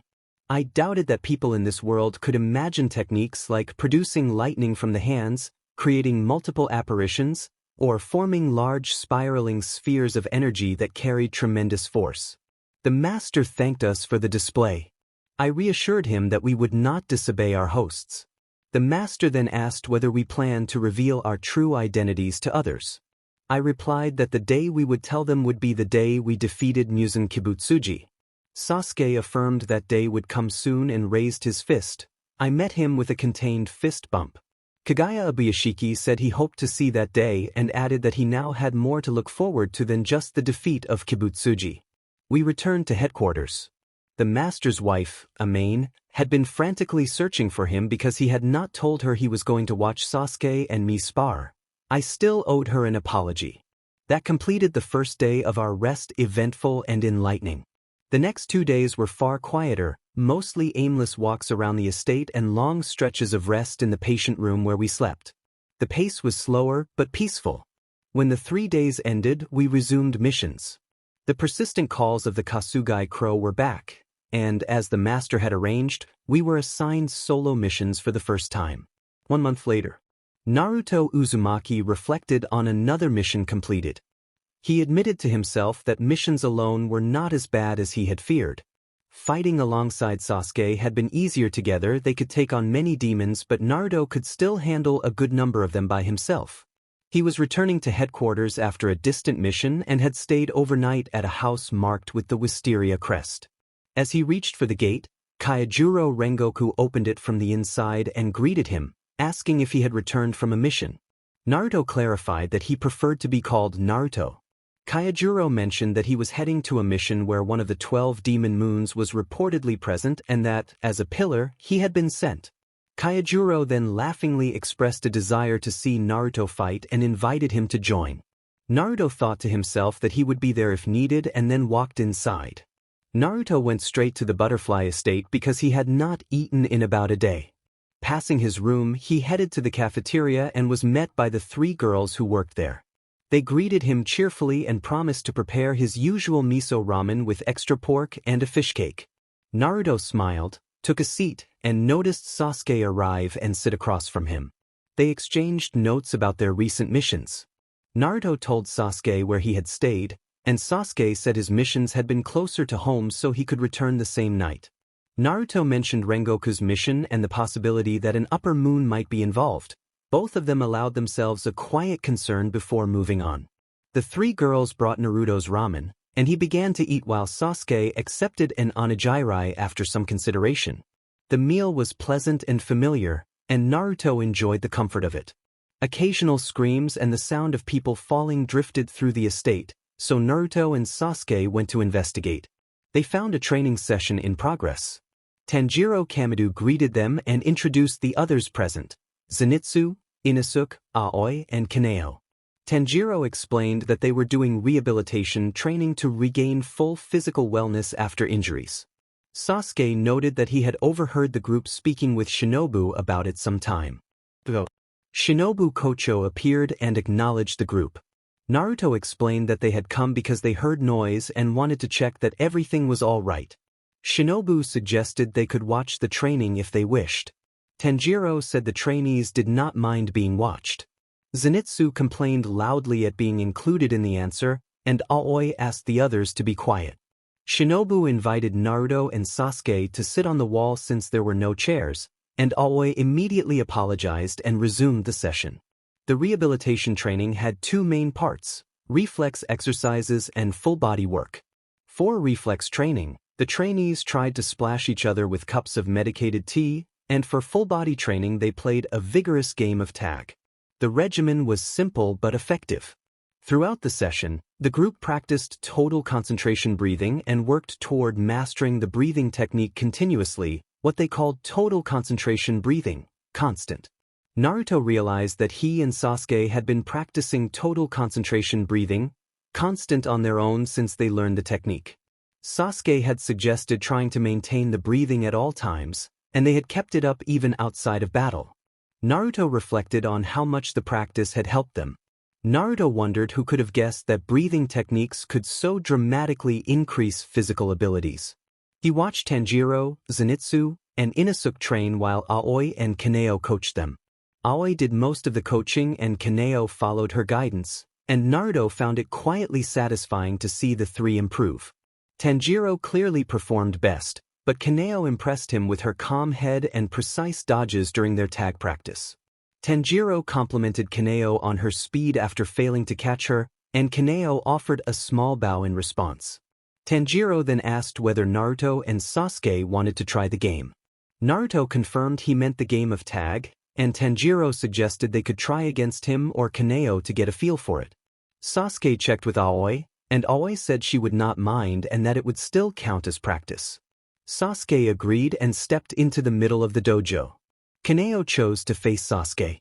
They took opposite sides of the room and waited for Aoi's signal. When Aoi signaled the start, Sasuke vanished from Kaneo's sight in an instant. Kaneo hesitated, and that split-second mistake allowed Sasuke to appear behind her and tap her shoulder, calmly declaring that he had her.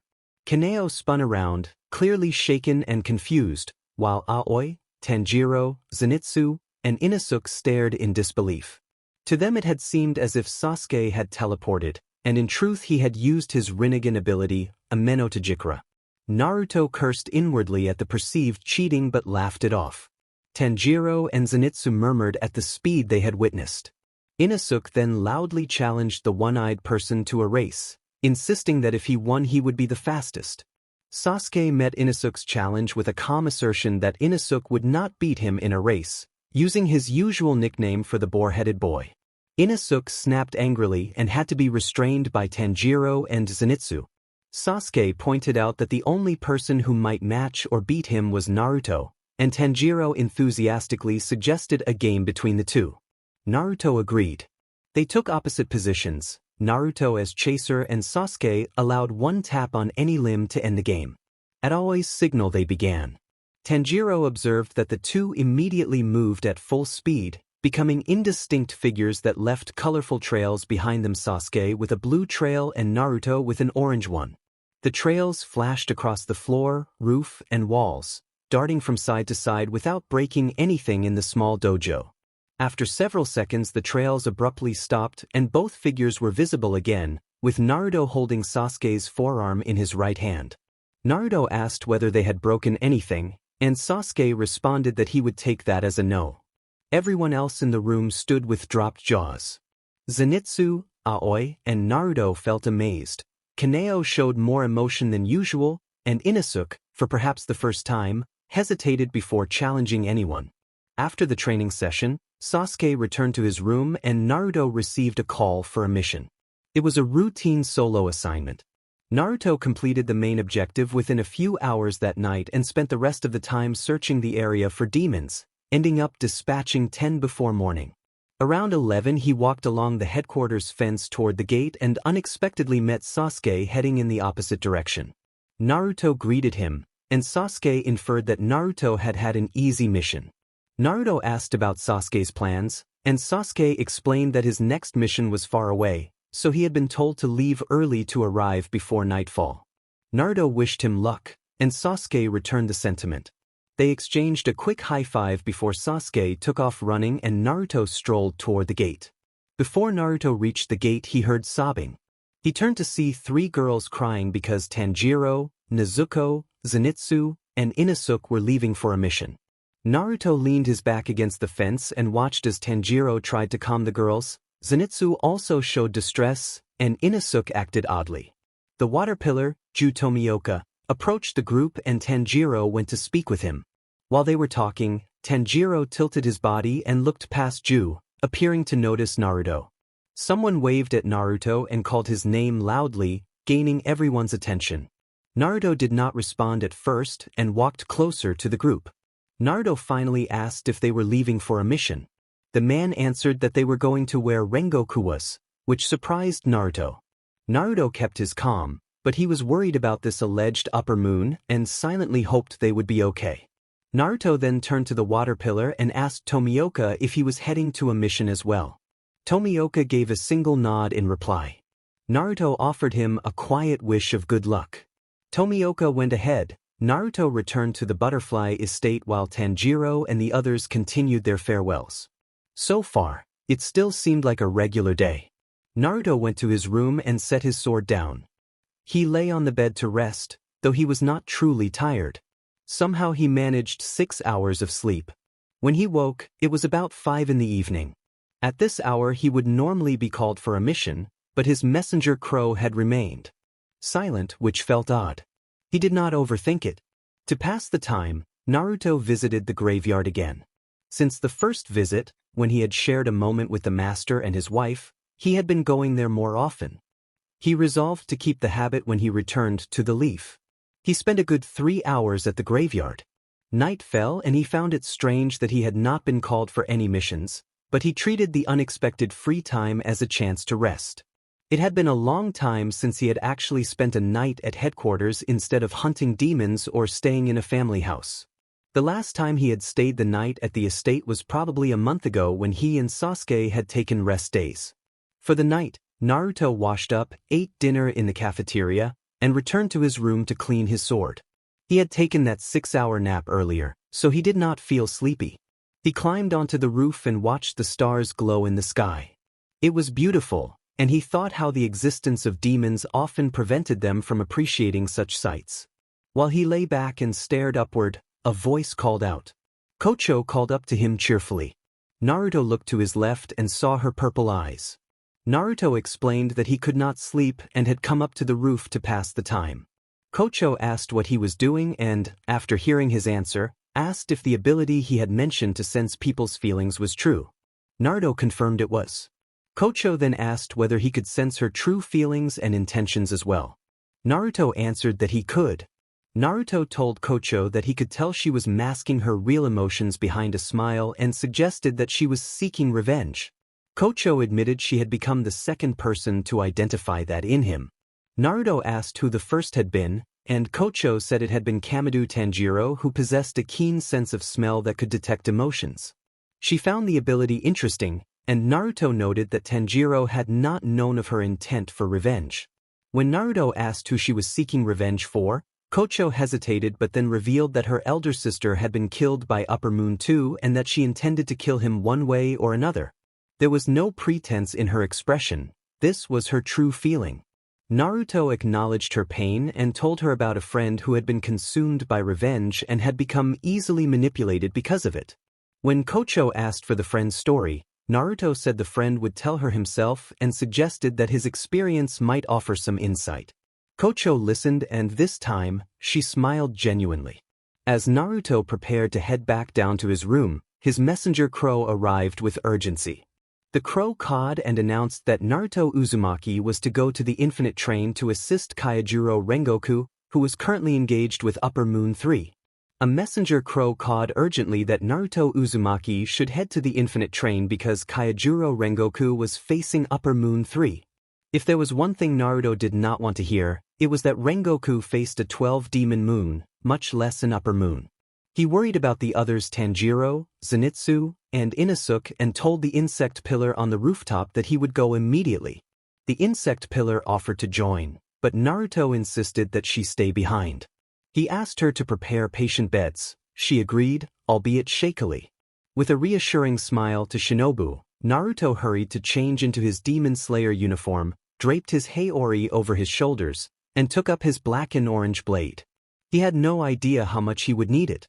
Naruto left headquarters and set out for the battlefield. The messenger crow hovered nearby, offering to guide him to report directly to the master, and he accepted the crow's presence.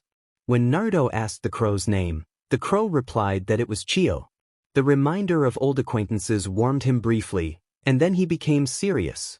He acknowledged Kurama, the Nine Tails, and allowed the familiar yellow chakra to surface.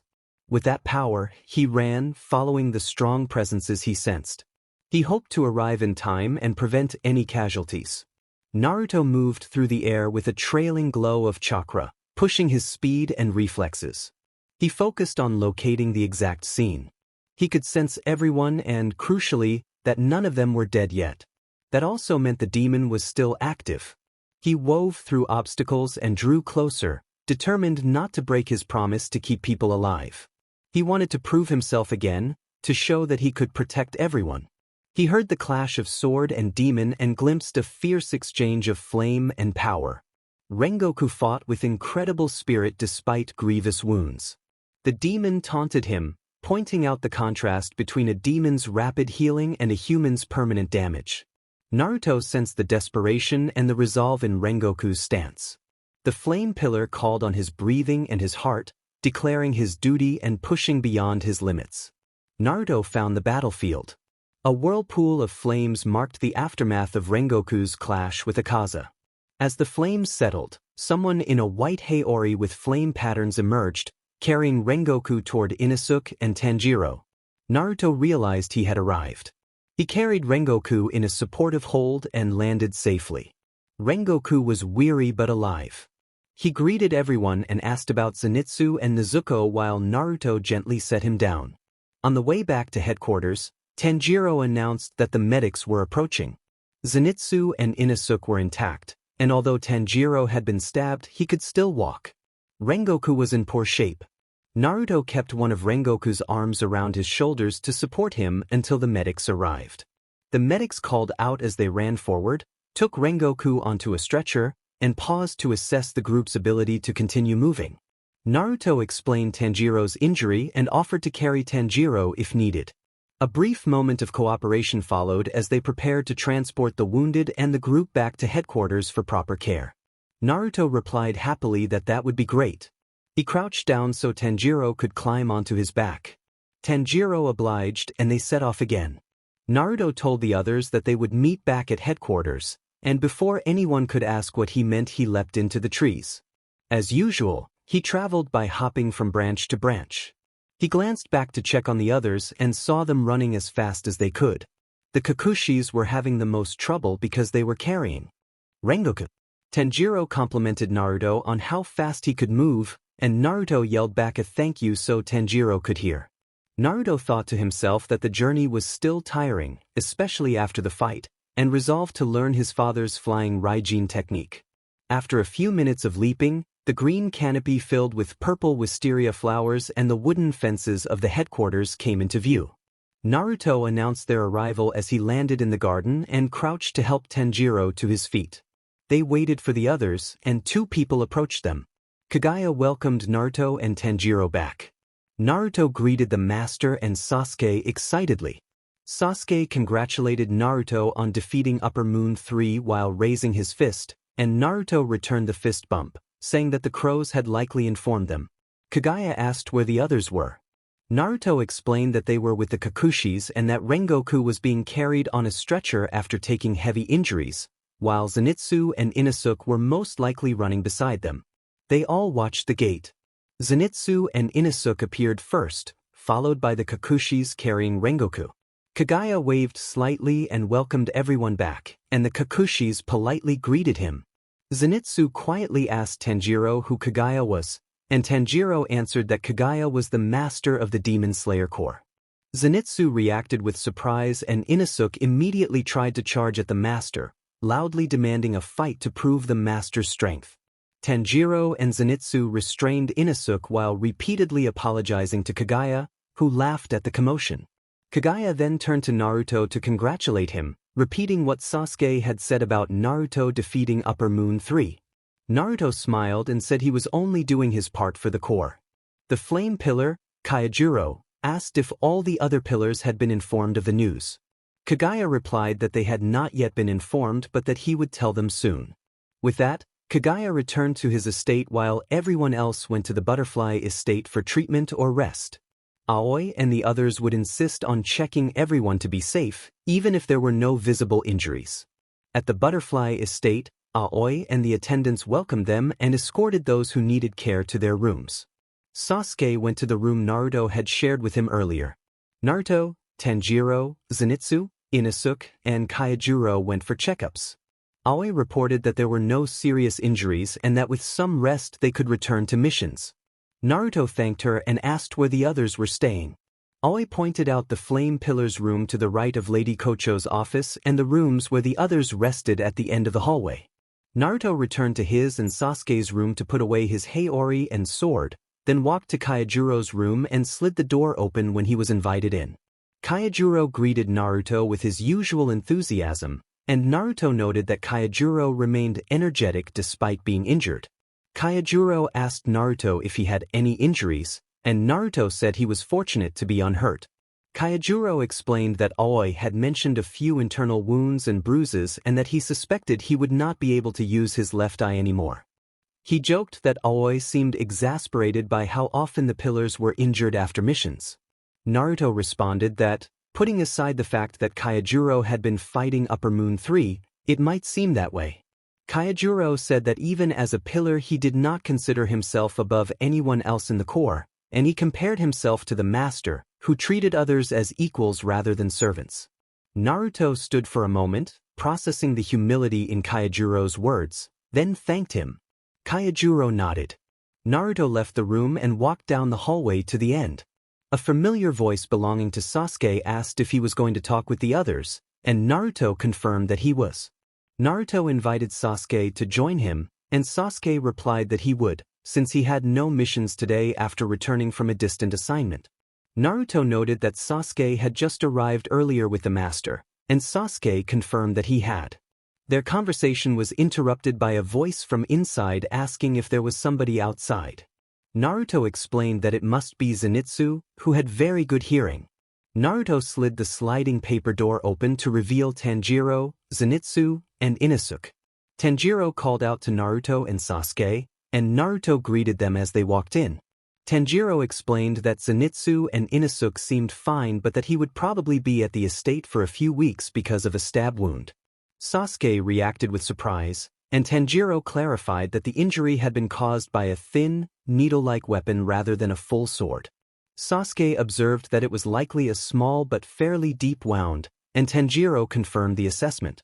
Tanjiro then asked Naruto about his sudden demonic appearance the previous night. Naruto considered whether to explain now or later and decided he would tell them someday in the future. Tanjiro accepted that answer. Silence followed until Naruto asked where Nezuko was. Tanjiro pointed to a room across the way and said that she was sleeping there. The group exchanged brief goodbyes.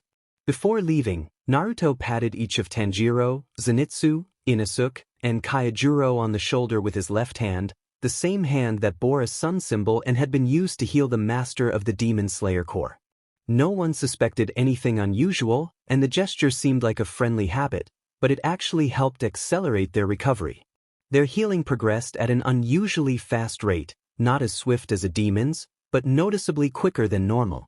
Naruto and Sasuke returned to their rooms to rest, both exhausted from the night before. Naruto after fighting Akaza and Sasuke after racing back to the estate. Sasuke thought to himself that 6 hours of sleep felt good. Both he and Naruto had gone straight to bed after seeing Tanjiro and his friends. Sasuke had expended a great deal of energy on his previous mission, and Naruto was likely even more tired from his battle with an upper moon. Sasuke woke up before Naruto and estimated from the position of the sun that it was a little past noon. Naruto, noticing the time, said he was hungry and his stomach audibly grumbled. They went to the cafeteria, ate lunch, did the dishes, and returned to their room. The day passed uneventfully at first. Naruto then suggested visiting the graveyard. Sasuke responded with dry humor but agreed that it would be better than doing nothing, and they made their way there. In the 4 months Sasuke had lived at the estate, he had never visited the graveyard. Naruto led the way and they soon reached the entrance. Despite the sadness of so many burials, Sasuke found the graveyard beautiful in its own way. The neat arrangement of graves and the variety of headstone designs made it a place that held memories. They offered prayers silently to the fallen demon slayers, thanking them for their contributions regardless of their names or how well they were remembered. Standing there reminded Sasuke how rarely he visited the graves back in the Leaf, and more broadly, how little he visited the Leaf itself. They walked along the path toward the edge of the yard and paused near the wall, keeping a quiet reverence for the dead. The silence was broken by a loud cawing. A crow flew overhead and called out repeatedly that Naruto Uzumaki and Sasuke Uchiha should visit the master in his estate. Naruto recognized the crow as Chiyo when Sasuke asked about its name.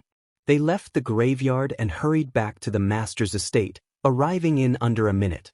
They waited politely on the porch in the garden until one of the master's daughters noticed them and invited them inside. They removed their slippers and entered a simple room furnished with tatami mats and a few low tables. One of the master's daughters thanked Naruto and Sasuke for coming. The master began by apologizing if he had disturbed them. Naruto replied that there was no need to apologize and explained that they had had nothing to do that day because they were not assigned to any missions.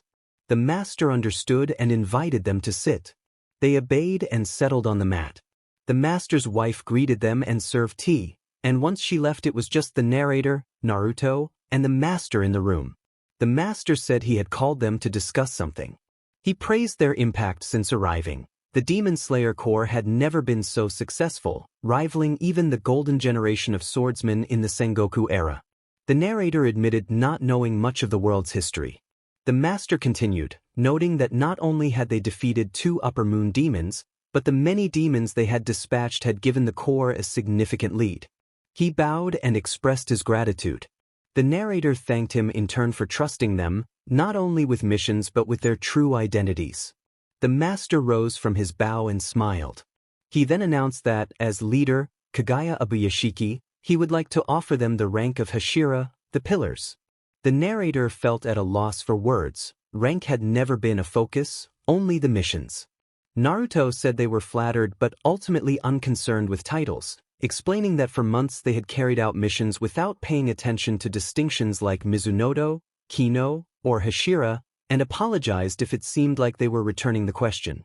The narrator wondered when Naruto had become so skilled at speaking.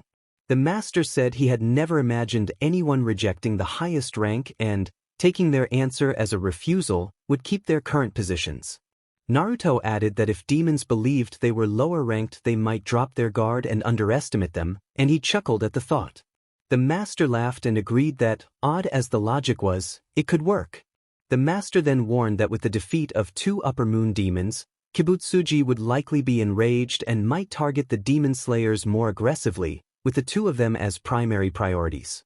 He admitted he had no specific plan but urged them to remain vigilant at all times, noting that Kibutsuji was cunning and would use any means to achieve his goals. Naruto and the narrator both acknowledged that they understood. A sudden scream of shock cut through the quiet morning. Naruto hurried toward the sound, recognizing it as Aoi's voice, and found himself outside the treatment room where the flame pillar lay. He knocked and then asked if everything was all right. Aoi assured him that it was fine and invited him in. Inside, Aoi sat with a clipboard while Kayajuro lay in bed looking surprisingly normal. Aoi explained that Kayajuro should not have been healed so quickly. She noted that his internal condition appeared fine, there were no visible wounds, and his left eye was no longer blinded. Naruto quietly acknowledged to himself that he had caused the recovery and then told Aoi that they should simply be grateful. Aoi said she would go check on Tanjiro, Zenitsu, and Inosuke and offered Naruto the option to stay. Kayajuro, from his bed, spoke up and thanked Naruto for what he had done. Naruto waved off the gratitude and began to leave, planning to head back to the cafeteria, but another voice cried out from the trio's room down the hall. Naruto decided not to rush. He went back to breakfast instead. He ate a bowl of miso ramen with extra pork and fish cake. Sasuke Uchiha, who shared the table, observed that the injured members had fully healed. Naruto asked Sasuke if he had been woken by the commotion, and Sasuke confirmed that he had. 3 girls Kiyo, Sumi, and Naho called a cheerful good morning to Sasuke, and he returned their greeting. They brought rice ball for the table, and Tanjiro, Zenitsu, Inosuke, and Kayajuro emerged from their room to join breakfast. Tomioka, the water pillar, who had just returned from a mission, sat with them as well. During the meal, Tanjiro explained that he and his companions had been cleared to resume missions because of their unusually rapid healing, according to Aoi. Kayajuro had received similar approval. Tomioka spoke briefly about his previous mission while happily eating his salmon and radish, a sight that reminded Naruto of himself with ramen. A crow messenger named Chio called out that Naruto was to report to the master's estate and be ready for a mission within an hour. Naruto thanked the crow aloud to stop the repeated announcements. Kayajuro observed that the crow's unusual behavior might mean the master intended to deliver the message in person, but Naruto took the order at face value and spent another 15 minutes preparing his uniform, Haori, sword, and ninja tools. As Naruto walked toward the masters, he felt a faint, nearby presence. Kurama, the voice inside him, remarked that the sensation felt like something small but strong. Naruto reached into his ninja tool bag, drew a kunai, and threw it at the source of the presence near the ground. The kunai struck the small creature, which then dispersed in a burst of crimson mist in a quick, non-graphic flutter more like an unusual substance dissipating than a gruesome wound. Naruto thought it resembled a worm. Kurama questioned whether a worm could be the source of such an energy. Naruto had the impression of a strange fragment detached from something larger, but he dismissed it and continued on his way, not yet realizing the danger that might come of his inattention. Meanwhile, Neikime reported to Master Muzan that she had located their exact position. Muzan responded that making her upper 6 had been justified and instructed that the plan should be executed as soon as the timing was right. With Naruto gone on his mission, the remaining breakfast chatter dwindled. Tomioka left first, followed by the trio of Tanjiro, Zenitsu, and Inosuke. that left Rengoku and Sasuke alone at the table. Rengoku suddenly asked Sasuke if he would like to visit his house. When Sasuke asked why, Rengoku admitted that they did not often invite people to their residence. Sasuke agreed to go. Sasuke Uchiha told Kaijuro Rengoku that he still had some free time and did not know if he would be going on a mission that day. Kaijuro replied that both he and Naruto were special to him, that they had defeated dangerous opponents and were stronger than any current pillar in the Demon Slayer Corps, and that having someone like Sasuke in his house would be a pleasure. Sasuke smiled at Kaijuro's warm manner. He found Kaijuro pleasant to be around. Kaijuro's outgoing nature lifted the mood of everyone nearby, and he did not grow jealous when others surpassed him but instead became even more motivated.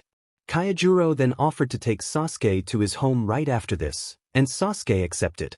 They tidied their things in the cafeteria and went to their rooms to change. Sasuke put on his uniform, cloak, and carried his sword, then waited at the front door of the butterfly estate for Kaijuro. Kaijuro arrived shortly and apologized for keeping him waiting, and Sasuke told him it was unnecessary.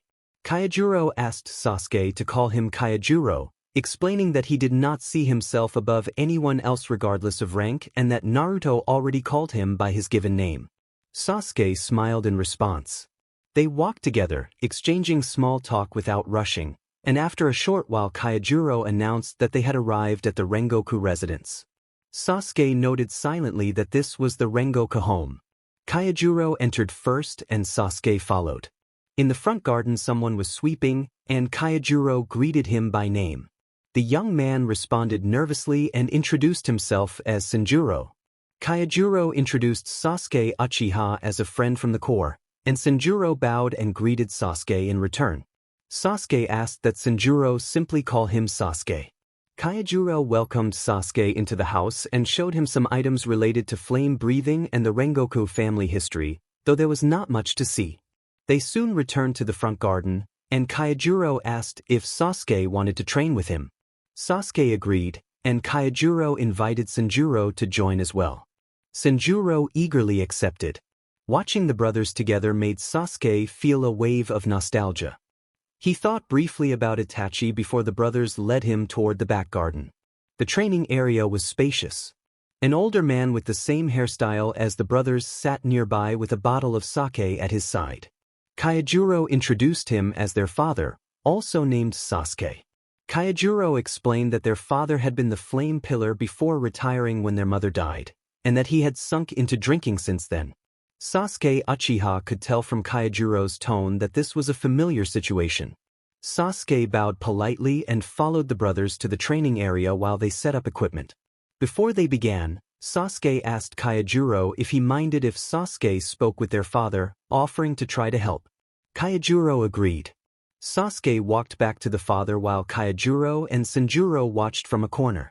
The father asked what Sasuke wanted, and Sasuke sat down beside him when the man made no move to stop him.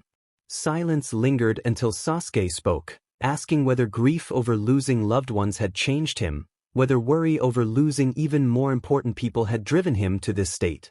He suggested that, as a father, the man's concern for his children was natural but that pushing them down out of fear for their safety was the wrong approach. The father snapped back angrily, accusing Sasuke of not knowing anything and questioning his right to judge. He threw his bottle in a sudden, sharp motion. Sasuke dodged and sat down on the other side of the pillar while the bottle struck wood and shattered. The father muttered that Sasuke was quick, a mixture of surprise and begrudging respect in his voice. Sasuke rested his back against the pillar and continued calmly, saying that he had seen people try to do the right thing in the wrong ways countless times. He did not interrupt Sasuke this time, so Sasuke deduced that Rengoku was listening.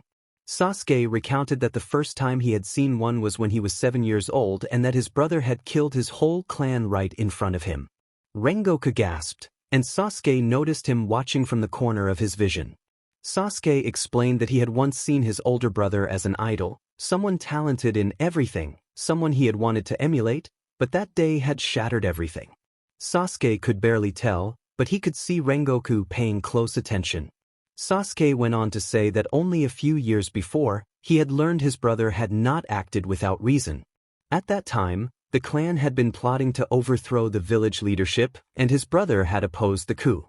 His brother chose the village over the clan and had killed the clan members. He had not been able to kill Sasuke, which was why Sasuke was the sole survivor of the Uchiha clan.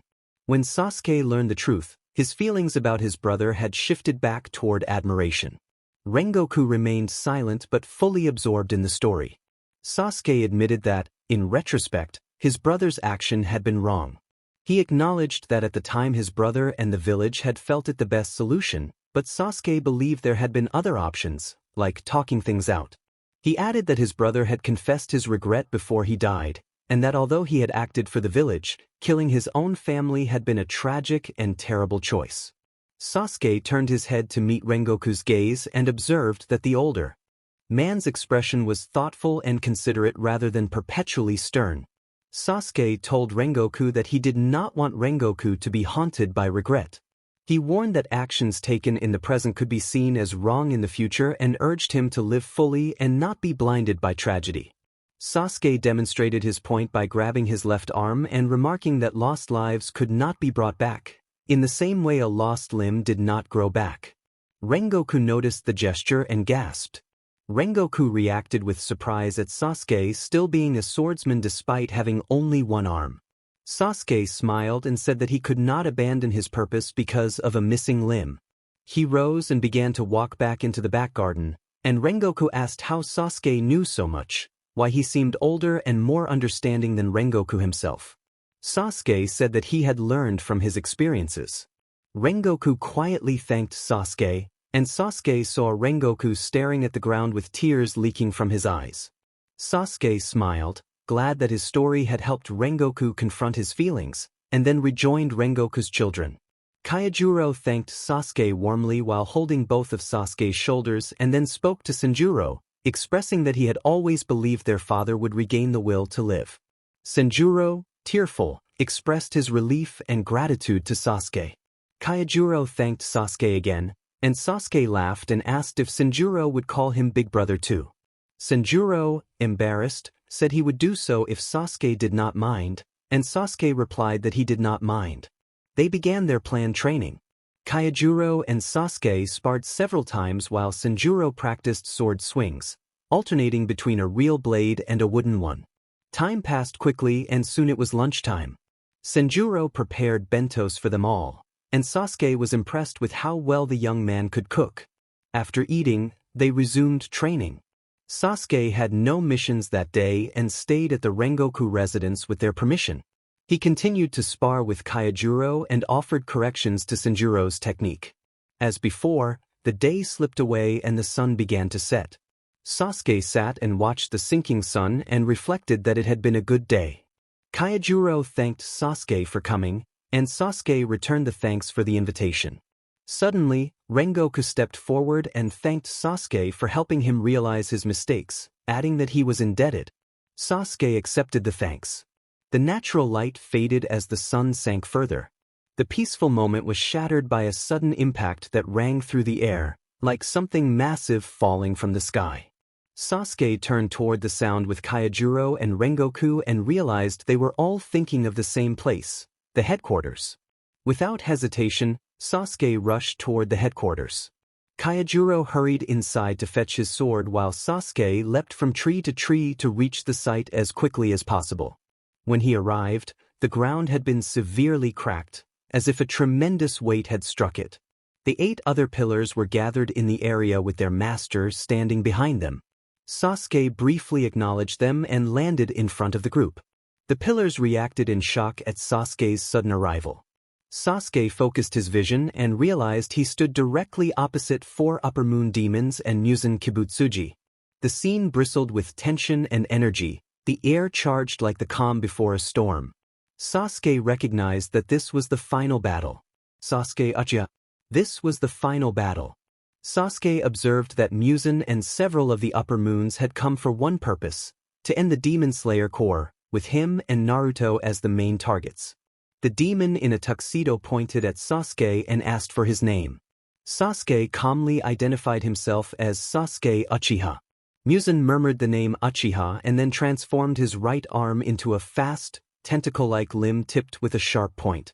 Sasuke had been about to draw his sword when the tentacle was sliced midair.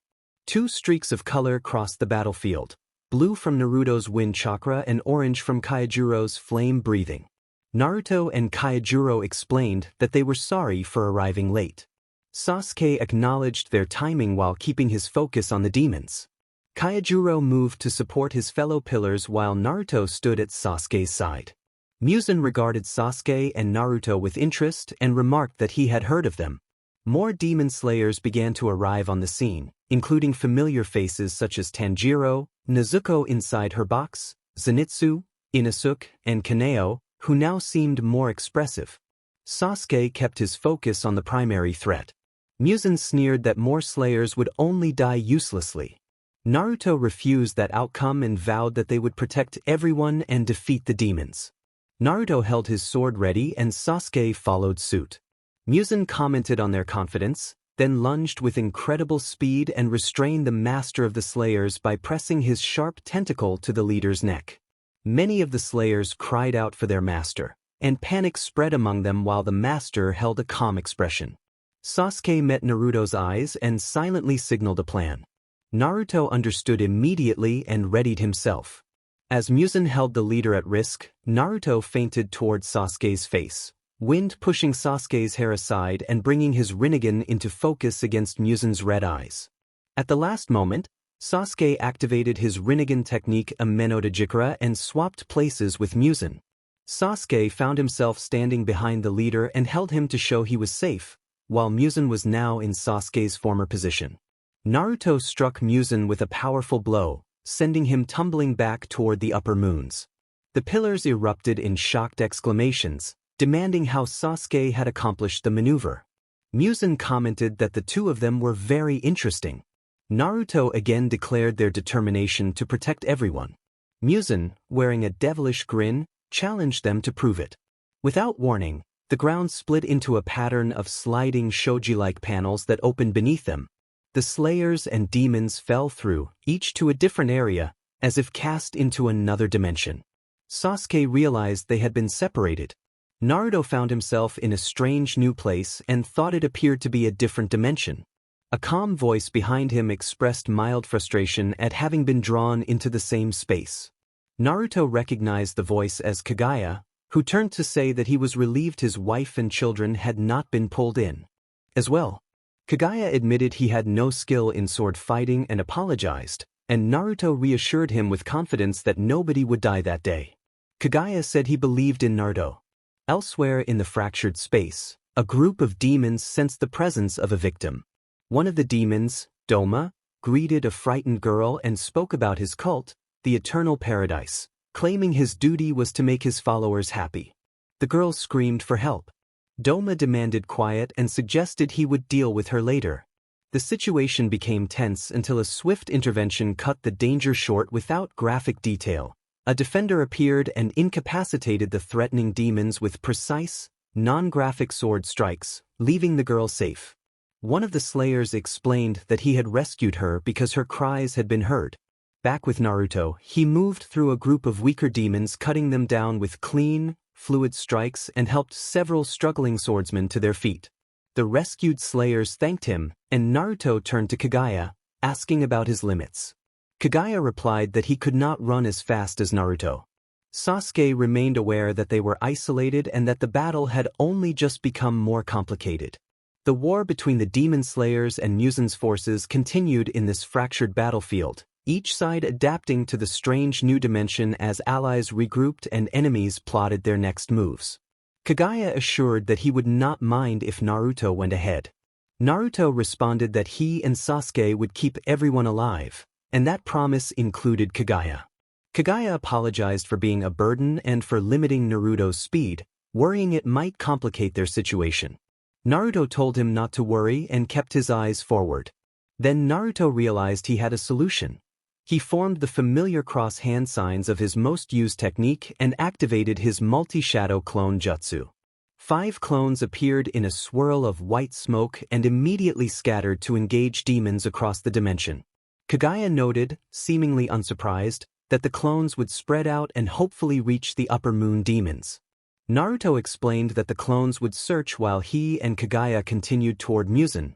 He could sense a very strong demon, almost certainly Muzan, but it was far away and he could not yet pinpoint the exact location.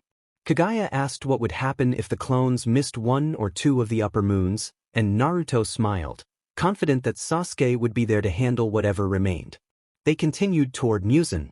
An upper moon demon muttered that the fifth attempt had failed and that the poison was losing effectiveness, noting with thin satisfaction that their opponent seemed to be building resistance unusually fast. A nearby hunter observed that the poison had no effect on this upper moon and that the demon's resistance was alarming. The demon taunted that breathing had become dangerous, claiming that its blood demon technique had altered the air in the area. The hunter resolved to strike multiple times and prepared an insect breathing technique to counter. The demon acknowledged the hunter's speed and praised them as perhaps the fastest pillar encountered so far. An attack landed, and the demon reacted in surprise. Naruto had not created 5 clones by accident. He had sensed the upper moon demons in the dimension and split his forces accordingly, 4 clones to confront the 4 upper moon demons and 1 clone reserved to aid any less experienced demon hunters who might need help. From the power signatures he detected, upper 2 was the closest to him. Upper 4 and upper 5 were farther but near each other, while upper 1 was the most distant.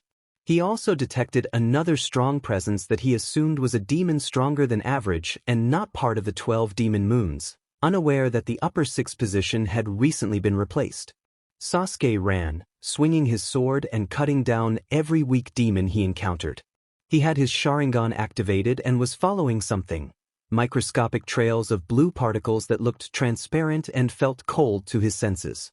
The trails grew denser as he ran, the mist becoming visible and the temperature dropping. Sasuke focused on moving quickly, mindful of how the cold might affect his lungs, and resolved to end the encounter as fast as possible. One of Naruto's yellow, spiky-haired clones was heading the same way. The clone sensed the strong presence drawing nearer and also detected another presence weakening. The clone hoped that whoever was fading would hold on. Not wanting to waste stamina before facing Muzan, the clone remained in base form for now. A demon taunted a weary young hunter, praising the girl's relentless effort despite her lack of obvious talent and calling her persistence both foolish and admirable. The demon gloated that she was worth consuming and suggested they could live together forever, asking if she had any last words. As the hunter tried to respond, the demon's grip suddenly loosened and the creature was launched backward by a force from somewhere nearby. The girl's vision was blurry, but she could just make out a black-robed figure in front of her. The girl asked if the newcomer was who she thought he was. Sasuke identified himself as simply Sasuke and immediately asked if she could still stand. The girl tried to rise, each movement painful, but she managed to get to her feet and positioned herself behind him. The fallen demon recovered enough to comment that the strike had been strong and asked whether the black-robed fighter was a pillar. Sasuke remained silent. He drew his sword and positioned the blade beside his left cheek while holding it with his right. Doma teased that he did not enjoy talking and was no fun, but Sasuke remained silent. The silence broke when Sasuke formed hand signs with the hand gripping the sword and the blade began to glow blue. The tint deepened until lightning danced along its edge and a loud electric crack filled the air. The narrator could feel the charge in the weapon. Doma reacted with astonishment at the real lightning on the sword and suggested it looked like a blood demon art, noting as well that Sasuke's right eye appeared red and strange. The narrator realized they had never seen Sasuke's left eye before and had always assumed it matched the right. Sasuke turned his head to look at the narrator, and the narrator could clearly see the red eye with a circular pattern and 3 comma-shaped markings. Sasuke then addressed Kocho and ordered her not to move.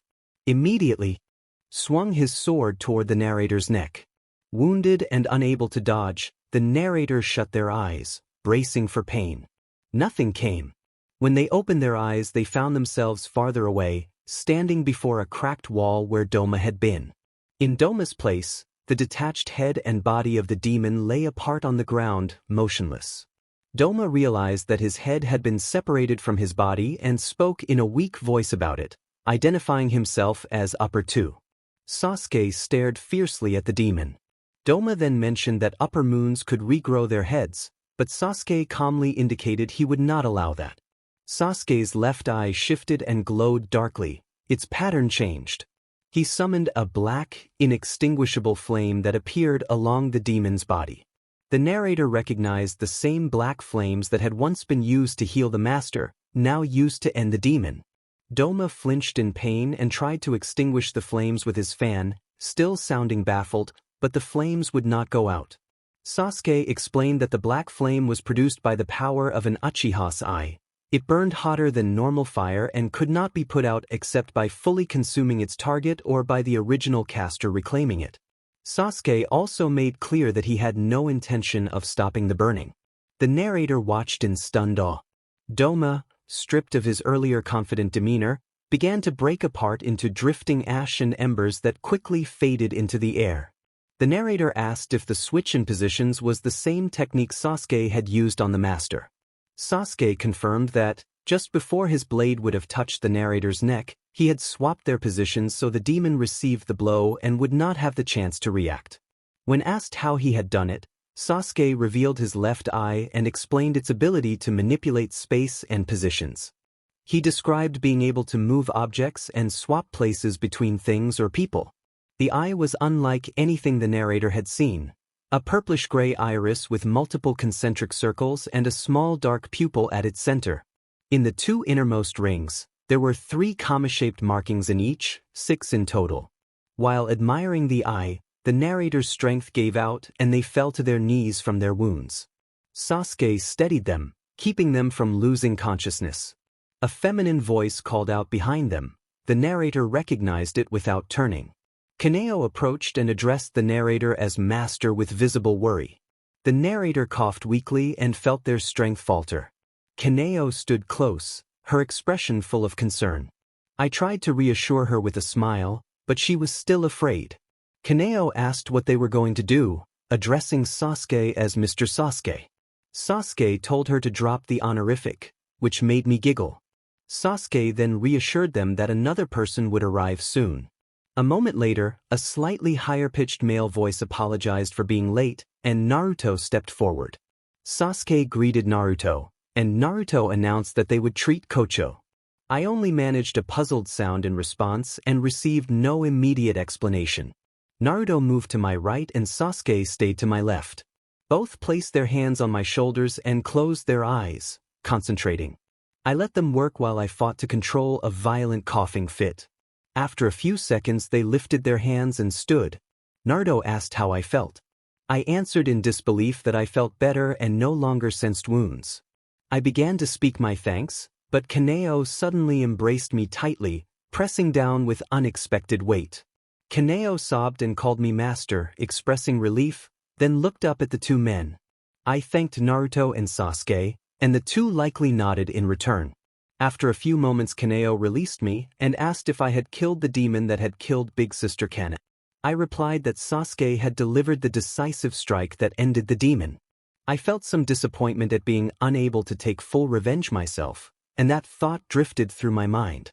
Sasuke warned me not to make revenge the sole purpose of my life.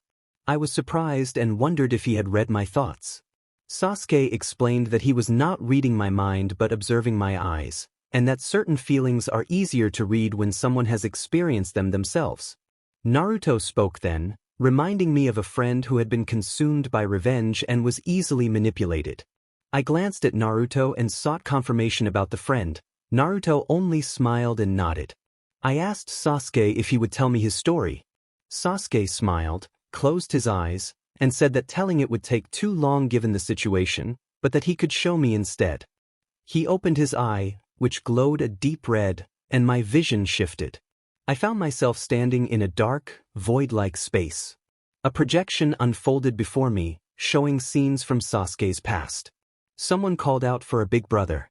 Another voice challenged someone to come before them when their eyes matched. There was a declared ambition to restore a clan and a chilling declaration that one would be gone. A commanding voice spoke of putting everything on the line for the village and for a younger brother. A choice was shown where a man accepted the fate of being seen as a criminal and a traitor. Another voice vowed destruction of the hidden leaf. Faces and moments from Sasuke's memories played out in quick succession. After the visions ended, my sight returned to the room. Naruto and Sasuke were smiling. Kaneo looked both frightened and confused. I felt something warm on my cheeks, touched them, and realized I had been crying. I wiped the tears away and let out a small nervous laugh. I was about to speak when Sasuke beat me to it. Sasuke said he did not want me to center my life on revenge. He explained that revenge had led him nowhere. Killing his elder brother had only left a painful ambivalence, and the satisfaction he had expected never arrived. He admitted that, for him, the act had felt like losing the chance to achieve something a second time, and warned that I might feel differently, but he did not want anyone to experience what he had. I told him I understood and smiled genuinely. Naruto added that everything I had seen in the vision had felt long to me but had lasted only a second for them. I protested that it had seemed like 30 minutes, still puzzled by Naruto and Sasuke and the mystery they carried. A crow announced that Upper Moon 2 had been defeated by Mizunoto, Sasuke Uchiha. Zenitsu reacted in disbelief, shouting that a Mizunoto had beaten an Upper Moon. He demanded to know how that had happened. Tanjiro responded calmly that he was not surprised, explaining that it was Sasuke and that, even at a low rank, Sasuke's strength could exceed that of a Hashira. When Zenitsu asked how Tanjiro knew, Tanjiro explained that he had learned Sasuke and Naruto had defeated Upper Six during their final selection and emerged unscathed. Zenitsu did not seem entirely convinced, but they continued running until Zenitsu suddenly grew quiet and asked Tanjiro if he heard something. Tanjiro did not hear it, but he smelled it. He detected that the demon carried a large portion of Muzen's blood. Zenitsu added that he could sense the demon's power and the sound of clashing blades. Then Zenitsu's expression shifted, a hint of familiarity flickering across his face. He steeled himself and urged them to move forward. Genya Shinazugawa moved through the deserted area, wondering where he was and hoping his older brother was safe. He kept walking until he saw the back of a Heiori with a distinct mismatched pattern. He called out to Master Tomioka. Tomioka turned in recognition and began to run, motioning Genya to follow. Tomioka did not run at full speed, allowing Genya to keep pace at his side. Elsewhere, Zenitsu called out Kaigaku's name. Kaigaku asked why Zenitsu was there. Zenitsu explained that he had been pulled into the place by Muzen like everyone else. Tanjiro introduced himself as Tanjiro Kamado, though Kaigaku ignored him at first. Zenitsu identified Kaigaku as a sibling student of his, and a back and forth began between the two. Tanjiro stood awkwardly, hoping the argument would end. Another arrival interrupted them. Naruto stepped forward and demanded that they stop squabbling during a battle against the demon's leader. He spoke with serious authority, reminding them that now was not the time for a petty fight and that if any of them preferred a useless quarrel they should not be demon slayers. Kaigaku erupted in anger, questioning Naruto's right to speak. Naruto responded sharply, recounting that he had once had a sibling student who had killed his master, devastated his village, and caused unimaginable loss. He named Nagato as that student. Naruto also mentioned another sibling student, Sasuke, who had once killed the leader of their village. Naruto emphasized that he had experienced sibling students who had infuriated him and clarified that infuriated was an understatement. Silence fell. Naruto continued, explaining that despite the past he had reconciled with Sasuke. He said that it had taken time and effort, but he had managed to reach him, and Sasuke eventually recognized his mistakes. Naruto described how Sasuke, realizing the wrongness of his actions, had used his remaining strength to make amends and help those he had hurt. To Naruto, Sasuke had redeemed himself and become a sibling student he looked up to. The others listened in stunned silence. Zenitsu then spoke and related to Naruto's words, addressing Kaiga. Zenitsu admitted that although they had been at odds and had angered each other in the past, he still respected Kaigaku. Kaigaku showed surprise at the sentiment and turned away, embarrassed, while Naruto smiled but quickly adopted a more serious expression. Naruto reminded them that their current situation was different. He explained in a low voice that while humans could reconcile, demons had lost their humanity and would kill without remorse for their own sake. Because of that, they had no choice but to use force to stop demons. At that moment, Ju said that there was a demon nearby. Genya asked how close it was, and Ju admitted he could not tell, only advising Genya to keep his guard up. Genya acknowledged the warning and readied himself. Genya told Tomioka to just call him Genya and asked him to drop the honorific. Tomioka agreed. They slowed from running to a cautious walk, taking in their surroundings. They stopped when an oddly shaped vase sat at the end of the hallway. Ju pointed at it and Genya asked if that was the demon. A deformed, fish-scaled creature crawled out of the vase with a taunting chuckle. Everyone who could see the engravings in the creature's eyes froze. Tanjiro recognized the markings and realized they were facing an upper moon. Hantengu revealed himself next. He appeared as a crippled old man who crawled on all fours, 2 horns set on his brow and a distinct lump between them. Tanjiro judged him as weaker than Akaza but still infused with a strong trace of Musen's presence. Hantengu spoke in a low, unsettling voice, acknowledging their strength while warning against underestimation. Naruto seized an opening and launched a lightning-fast strike that appeared to separate the head from the body. For a moment it seemed successful, but the result was not an end. The demons' forms reassembled and multiplied, producing additional bodies, each a separate, upper moon-level opponent. Tanjiro noted the impossibility of the situation and demanded coordination. Tanjiro and Kaiga readied their swords. Zenitsu reacted in panic, screaming at the sight of another of the demon's forms and flailing about in terror until Kaiga struck him and the shock sent Zenitsu into an exhausted, terrified sleep. Kaiga muttered his frustration at Zenitsu's collapse. The fish-scaled creature introduced himself with a high, taunting laugh as Gyako, identifying himself as another upper moon. The water pillar was not in the mood for conversation. Gyako attacked without warning, invoking his blood demon art, Thousand Needle Fish Kill, and summoned floating, fish-like constructs that fired a barrage of poisonous needles. If the swordsman facing him had not been a pillar, the situation would have been dire. Ju used water breathing, 11th form, Dead Calm, to create an invisible field that deflected the needles at immense speed and protected both him and Genya. Gyako responded with another assault, calling forth a massive school of summoned fish from multiple pots placed around the room.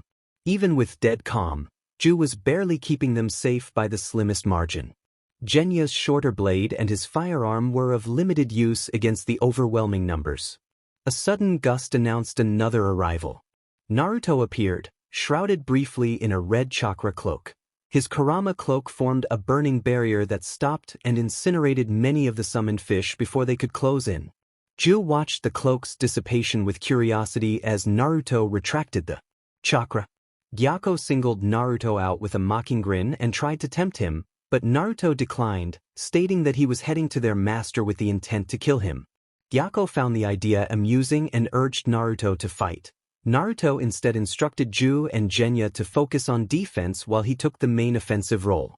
Genya insisted they would not be left out and vowed to join any opening Naruto provided. Naruto agreed, telling them to wait for the slightest opening and he would handle most of the attacks. Naruto pressed the assault alone, cutting through the monster's summoned forms. Each time a creature multiplied, the copies grew weaker, but they kept coming.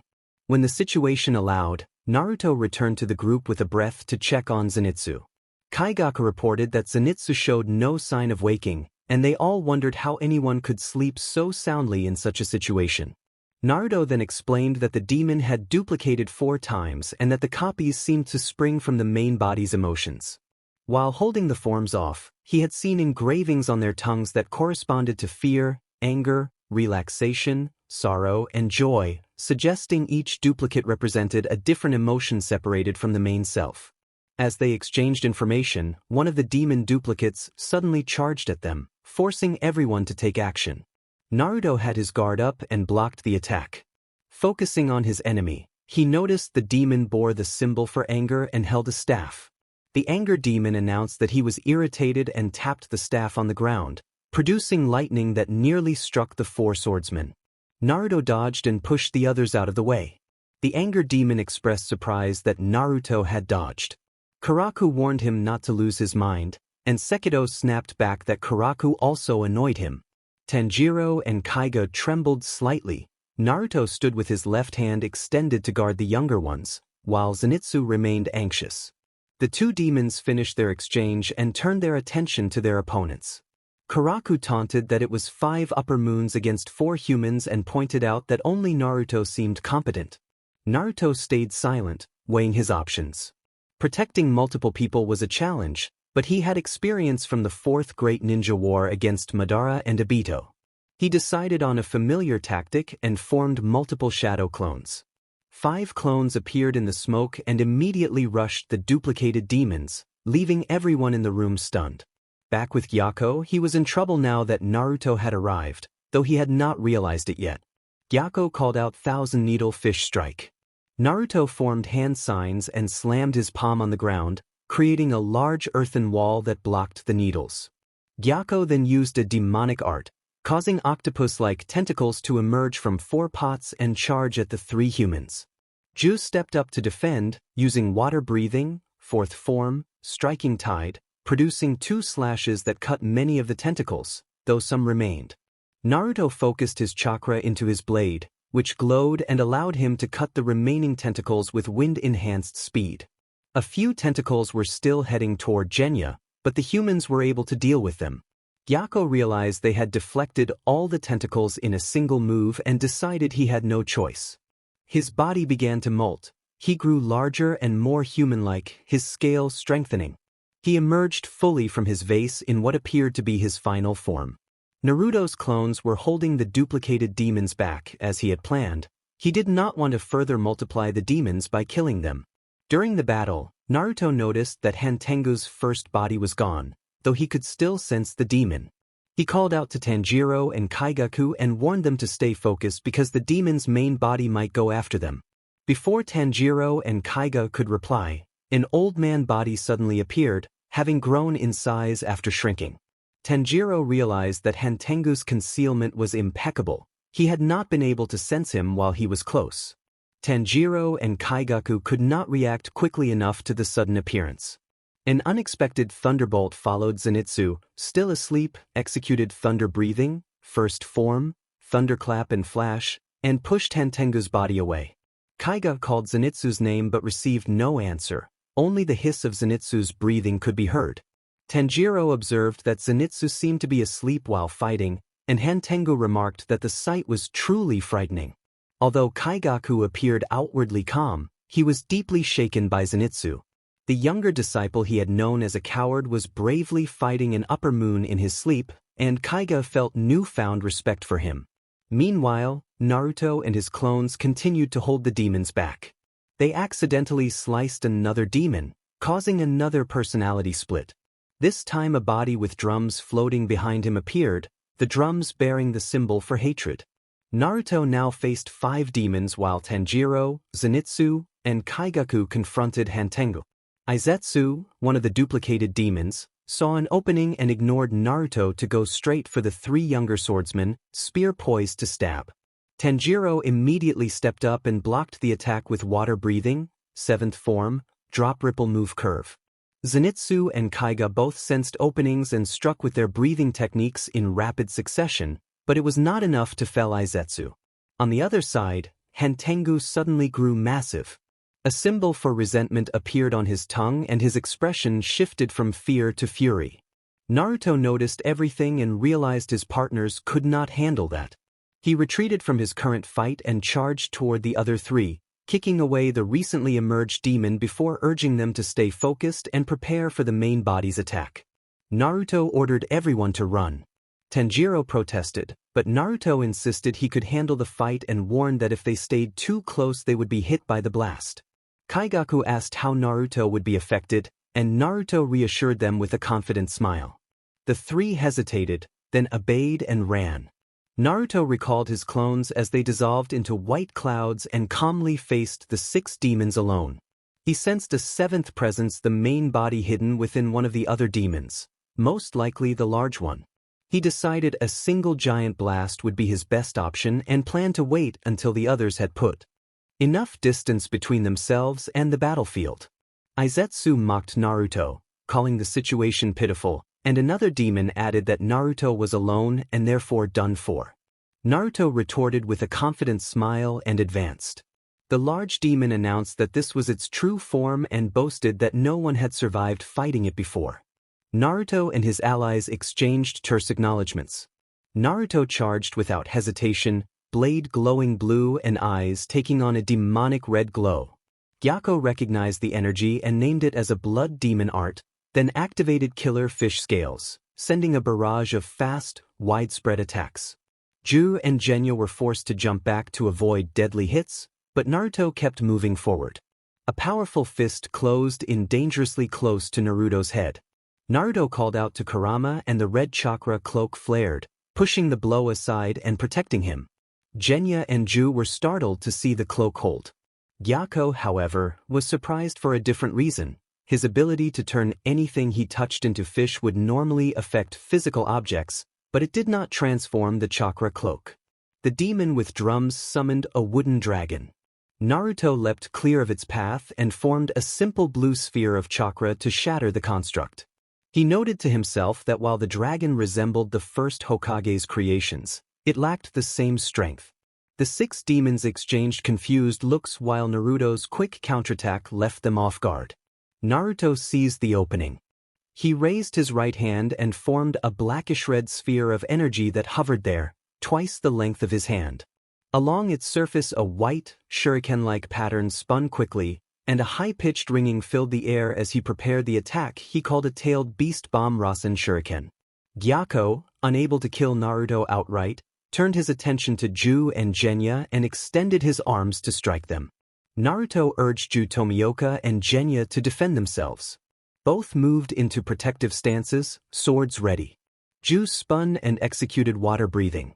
Second form, water wheel, using the motion to slice at the demon's arm and shift out of harm's way. Genya struggled to hold off the assault, then launched a desperate close-range maneuver that disrupted the demon's form and, in an unsettling display, fed off its energy. Genya's strength spiked and he began to slice the demon with renewed ease. Naruto praised their efforts and prepared to act. The demons called to one another in an attempt to coordinate, but Naruto unleashed the tailed beast bomb Rasen shuriken and struck with precision. The energy detonated around the target and Naruto followed through with a decisive blade strike. Gyako, who had boasted of impenetrable scales, could not withstand the combined assault. His form fell apart under the impact and dissolved into ash in a sudden, dramatic fashion, leaving the others stunned into silence. Naruto exhaled, sheathed his sword, and watched the upper moon disintegrate. The defeated demon threw insults as it unraveled, then fell silent. Naruto commended Ju and Genya for their work and walked to join them. They nodded in response. Genya swallowed audibly. Naruto instructed Ju to go straight for Muzan and to protect him. Naruto would handle the remaining threats. Ju doubted himself inwardly, thinking he did not deserve the title of Water Pillar. Naruto addressed him seriously, telling Ju that he should not deny his worth. Naruto observed that Ju had fought for his life and for others, and reminded him that losses suffered by friends did not mean he was at fault. Ju was perplexed by Naruto's insight and the firmness of his conviction. Naruto noticed Ju's expression and smiled. He told Ju that people protect him because they believe in him and urged him to stop blaming himself. Naruto tapped Ju's shoulder and said they would see each other again soon before vanishing in a swirl of white smoke. Genya observed the smoke and thought that Naruto was incredibly fast. He began to call out to Tomioka, but stopped when he glanced at the pillar. Tomioka was crying, tears streaming down his face. He clenched his teeth as if trying to stop them, then wiped his sleeves across his cheeks and took a steadying breath. Tomioka managed a small, confident smile and agreed that they should move on. Tanjiro and the others had run a fair distance and were panting, taking a brief rest when an explosion sounded from the direction of Naruto. Zenitsu reacted with alarm, and Tanjiro pointed out that the noise had come from Naruto's direction. Tanjiro then noticed the scent of ashes and concluded that the demons in that area must have been defeated. Kaigaku asked what that meant, and Zenitsu confirmed that the demons were gone, noting that no demonic presence could be detected nearby. Tanjiro relaxed and suggested they start running again. As they prepared to continue, Zenitsu suddenly urged them to wait. He turned his attention to his senior disciple and apologized for everything he had done that might have caused hurt or anger. After a pause, Kaigaku responded by refusing the apology and instead apologized himself. Kaigaku explained that he had been childish and jealous, pushing Zenitsu down because he resented being seen as equal, and that he had insulted Zenitsu in an attempt to make himself feel superior. He asked to be the one to apologize. Zenitsu rose from his bow, shocked and on the verge of tears of relief, while Tanjiro smiled at the reconciliation. Zenitsu proposed that they continue fighting together, even against the strongest enemies, and remain united as thunder breathers. Kaigaku extended his hand for a handshake in honor of their master, and Zenitsu clasped it, adding that he did so for their grandfather figure. Kaigaku chuckled at the nickname and admitted it was a habit. With another Upper Moon defeated and a renewed bond formed between the two, the group resumed their run, heading toward Muzan Kibutsuji. A crow announced that Upper Moon 4 and Upper Moon 5 had been defeated by Mizunoto, Naruto Uzumaki. Sasuke giggled at the crow's proclamation and thought that it was light work for him, as usual. Sasuke was running toward any demon he could sense. His sensory ability was not as sharp as Naruto's, but he could still detect strong presences. He kept cutting down low-level demons blocking his path. Suddenly he detected a very strong demonic presence, not as powerful as Muzan but stronger than the Upper Moon 2 they had faced earlier. Sasuke concluded that it was most likely Upper Moon 1 and headed straight in that direction. Mitsuri was falling. The demon's demonic ability had made the situation chaotic and dangerous. As she reached for a ledge, an orange blur flashed past her left side and she found herself lifted back onto the platform, carried by a firm grip supporting her back and knees. She realized she had been placed gently on solid ground again. Naruto introduced himself with a closed-eye smile and a confident air as he crouched and set her down. Mitsuri blushed at his grin, remarking to herself how cute he looked. Naruto declared that he would help both of them defeat the demon and then ran toward Upper 6. Iguro was struggling against the demon, which kept summoning doors and walls to block his attacks. One summoned sliding shoji threatened to send him over a deep drop, but Naruto grabbed Iguro's forearm at the last second and redirected him toward Mitsuri. Mitsuri caught Iguro as he flew through the air and called his name. Iguro responded with a quiet acknowledgement. A man in a short red haori approached and teased Mitsuri and Iguro about their situation. Mitsuri and Iguro realized with embarrassment that Mitsuri had been holding Iguro in a bridal-style carry at a very close distance. Their faces flushed as they quickly put Iguro down and took their fighting positions beside each other. Iguro protested that they were pillars and should not be teased, and Naruto boasted about having killed 2 Upper Moons that night. Mitsuri and Iguro were taken aback by his confidence, but Naruto dismissed the distraction and focused on the immediate threat. He adopted a fighting stance and prepared to face the opponent in front of them. The demon's tactics were disruptive and unpredictable. Mitsuri felt the building itself being used like limbs, and Iguro found the demon's attacks annoying and time-consuming, even if they were not lethal. Iguro moved with precision and then unleashed a specialized technique, serpent breathing, second form, venom fangs of the narrow head, striking cleanly at the demon in a focused, controlled manner. The battle intensified with swift, anime-style exchanges, each fighter adapting to the demon's unusual abilities. Meanwhile, Naruto and Kagaya ran through the dimension toward Muzan.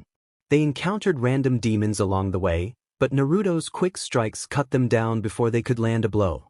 Kagaya asked Naruto whether they should press on without him, but Naruto insisted on protecting Kagaya, saying that Kagaya was the most important person to him in this world. Kagaya clarified that Naruto meant this world specifically, and both shared a brief, nervous laugh before continuing. As they ran, Kagaya suggested that rushing straight to Muzan might not be the best strategy. Kagaya explained his suspicion that beheading might no longer be effective against Muzan, who had likely adapted over his long existence. Naruto agreed that Muzan's remaining vulnerability was probably sunlight, meaning they would have to keep him contained and hold him off for several hours in order to exploit that weakness. Naruto noted that it would be troublesome. And with that in mind, they continued their tracks. The run to reach Muzan would still take time. Because of Kagaya's lack of athleticism, they had to take breaks occasionally, but Naruto had sworn to keep his current master alive no matter what, so he did not mind delaying to protect Kagaya. Sasuke thought that he was getting closer. He was on his way toward the demonic presence he could sense. As he closed the distance, he also sensed several humans nearby. He could not tell exactly how many, but it was definitely more than 3. Sasuke hoped they were all holding their own. At last he saw an end to the hallways that opened into a spacious room. The closer he got, the more his senses sharpened. He could now make out multiple human figures moving and hear the clang of swords. He knew he had to arrive as quickly as possible. He cloaked himself in lightning, enhanced his running speed, and took his sword in hand. When he was close enough to see clearly, he noticed a figure with a sword about to strike a shorter person in a greenish-black demon slayer uniform. Sasuke immediately recognized the attacker as a demon. His hair was blown back from his sprint. His left eye, the Rinnegan, focused on the attacking figure. Seconds before the sword would connect, Sasuke performed his swapping technique. He exchanged places with the shorter demon slayer and used his blade to block the blow. He pushed the sword aside and kicked to create distance between himself and the demon. The demon regarded him with 6 unsettling eyes and observed that he seemed unique. Sasuke realized then that his assessment had been correct. He thought that this was Upper Moon One. Michiro reacted with surprise and called out Uchiha, while Kaijuro shouted Sasuke, and Inosuke barked something about a one-eyed person. Sasuke looked around and counted the others: Michiro, Kaijuro, Senemi, Tenjin, Gyomii, and Inosuke. With his arrival, it was 7 against 1. The demon drew attention again, pointing at Sasuke and remarking that he was different from the others. Sasuke noted that the demon was quick to notice.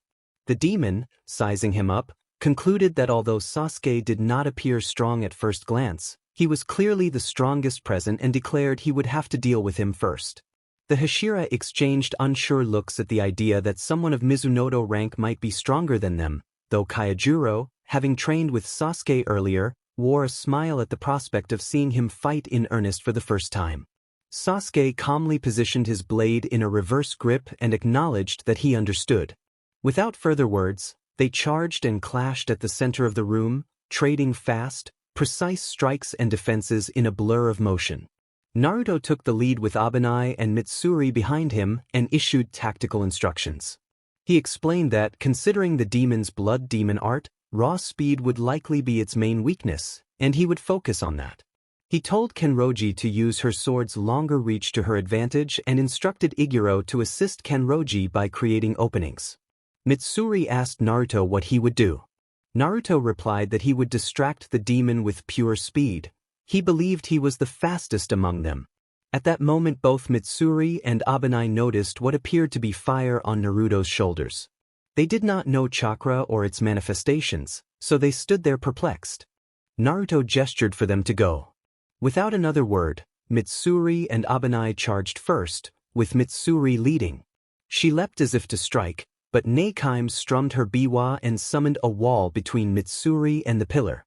Abanai did not leap with Mitsuri, he ran up alongside the demon to engage. He attempted one of his serpent-breathing forms, but Neikime struck her instrument again and manipulated the wall behind her to push Abanai back. Mitsuri cried out his name and urged him to keep going, then launched herself with a flowing sequence of motions. She flipped over the demon and extended and retracted her sword in rapid succession, aiming to slash from above. Neikime, however, summoned another wall with her blood demon art, preventing a decisive strike. With the demon occupied by Mitsuri, Abanai circled and unleashed a sweeping barrage of slashes intended to overwhelm her from multiple angles. Neikime responded by producing a half-spherical barrier that absorbed and deflected the attacks, rendering them ineffective. Mitsuri felt frustrated at the turn of events.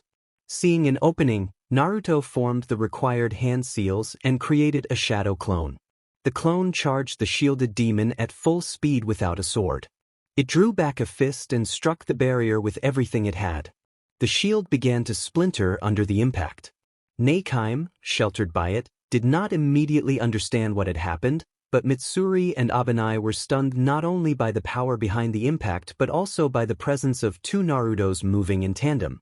It turned out the Naruto they had been seeing had been a clone. The clone continued pushing at the shield until it cracked and shattered into tiny pieces. Nakime reached for her lute to perform a blood demon art, but before she could strum a string the figure in front of her vanished and a swirl of white smoke blurred her vision. Naruto appeared behind her and noted that she could not turn her head.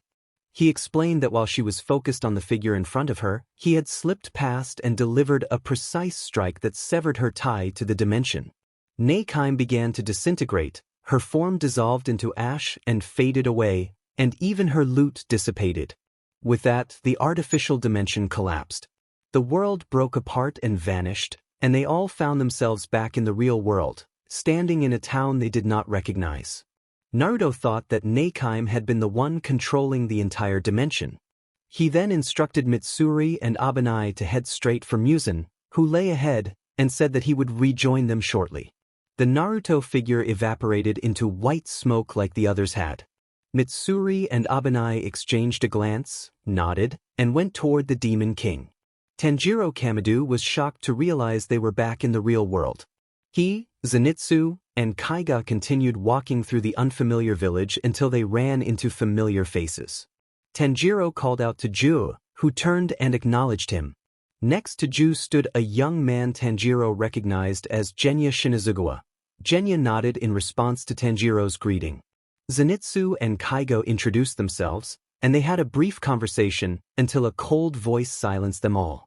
Muzan Kibutsuji announced their arrival, and his presence sent chills down Tanjiro's spine as the Demon Slayer Corps prepared to face their main enemy. Elsewhere, Sasuke and Kokushibo continued their sword duel without pause, even after the Infinity Castle vanished. The two were evenly matched and calm, trading precise strikes without cries or shouts. Kokushibo, impressed and shaken by Sasuke's skill, called upon a moon-breathing technique. Using the second form, Pearl Flower Moon Gazing, Kokushibo unleashed multiple crescent-shaped slashes that created a barrage of crescent blades. Sasuke's Sharingan allowed him to track the rapid movements and retreat without injury. Sasuke noted that Kokushibo's sword swings left trails of crescent moons, a dangerous effect that could deliver many cuts with a single swing. Sasuke considered that his ability to see the trails might give him an advantage, especially if he used his Rinnegan. Kokushibo, observing Sasuke's perceptive eyes, realized that Sasuke could see things beyond most humans and that this sight was likely how Sasuke managed to perceive his slashes despite Kokushibo's speed.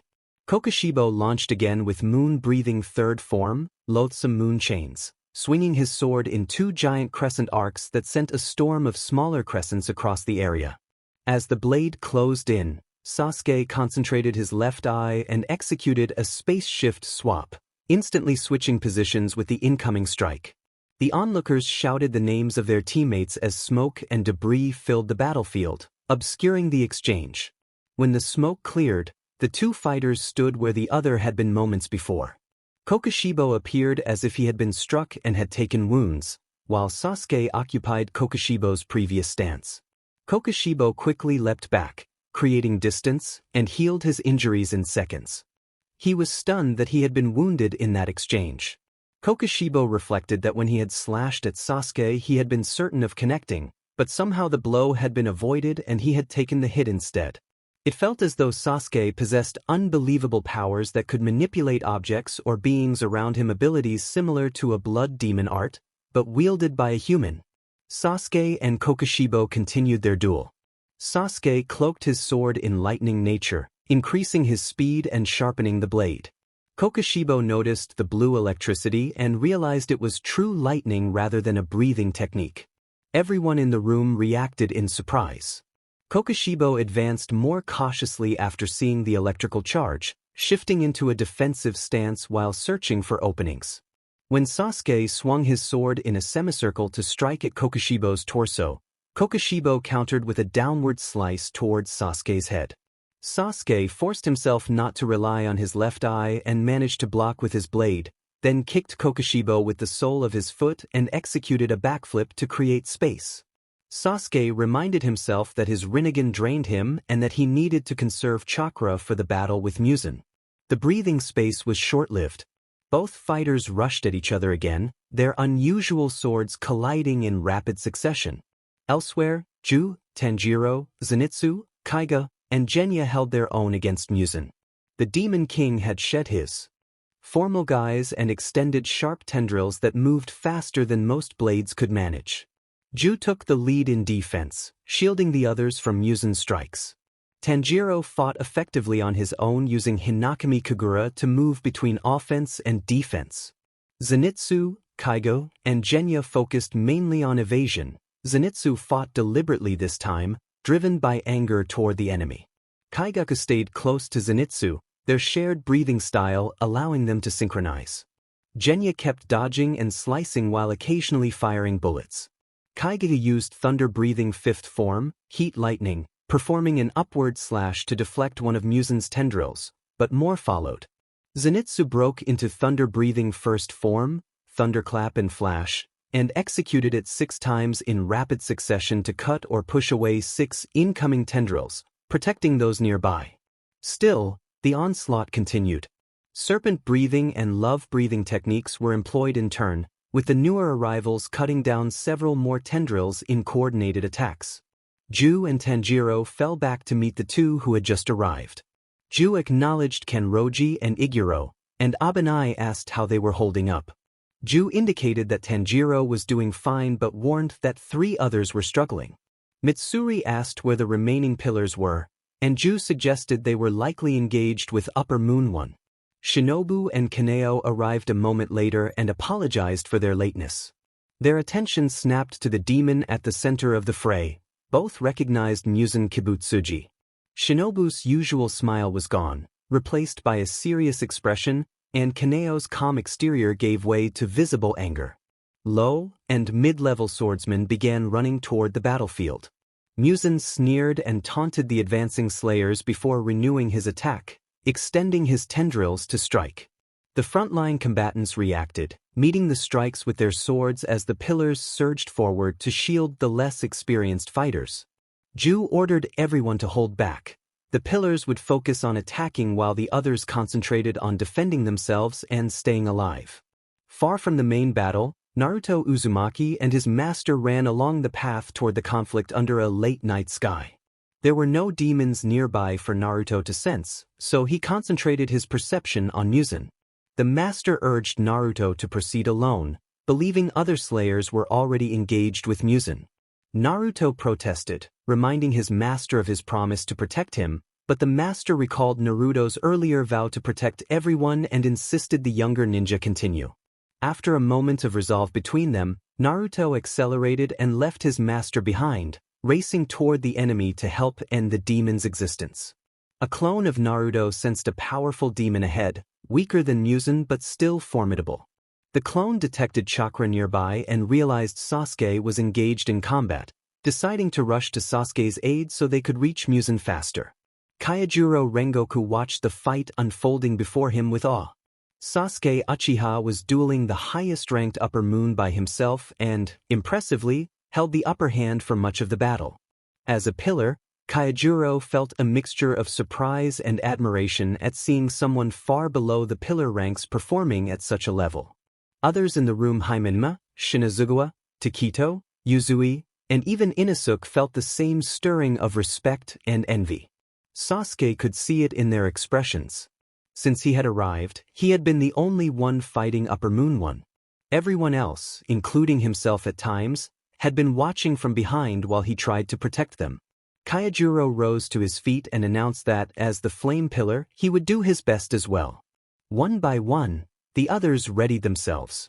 Sensing their move, Sasuke pushed Upper One back and leapt toward his teammates. The demon staggered and created distance of his own. He warned that he would be left no choice, then somehow manipulated his sword.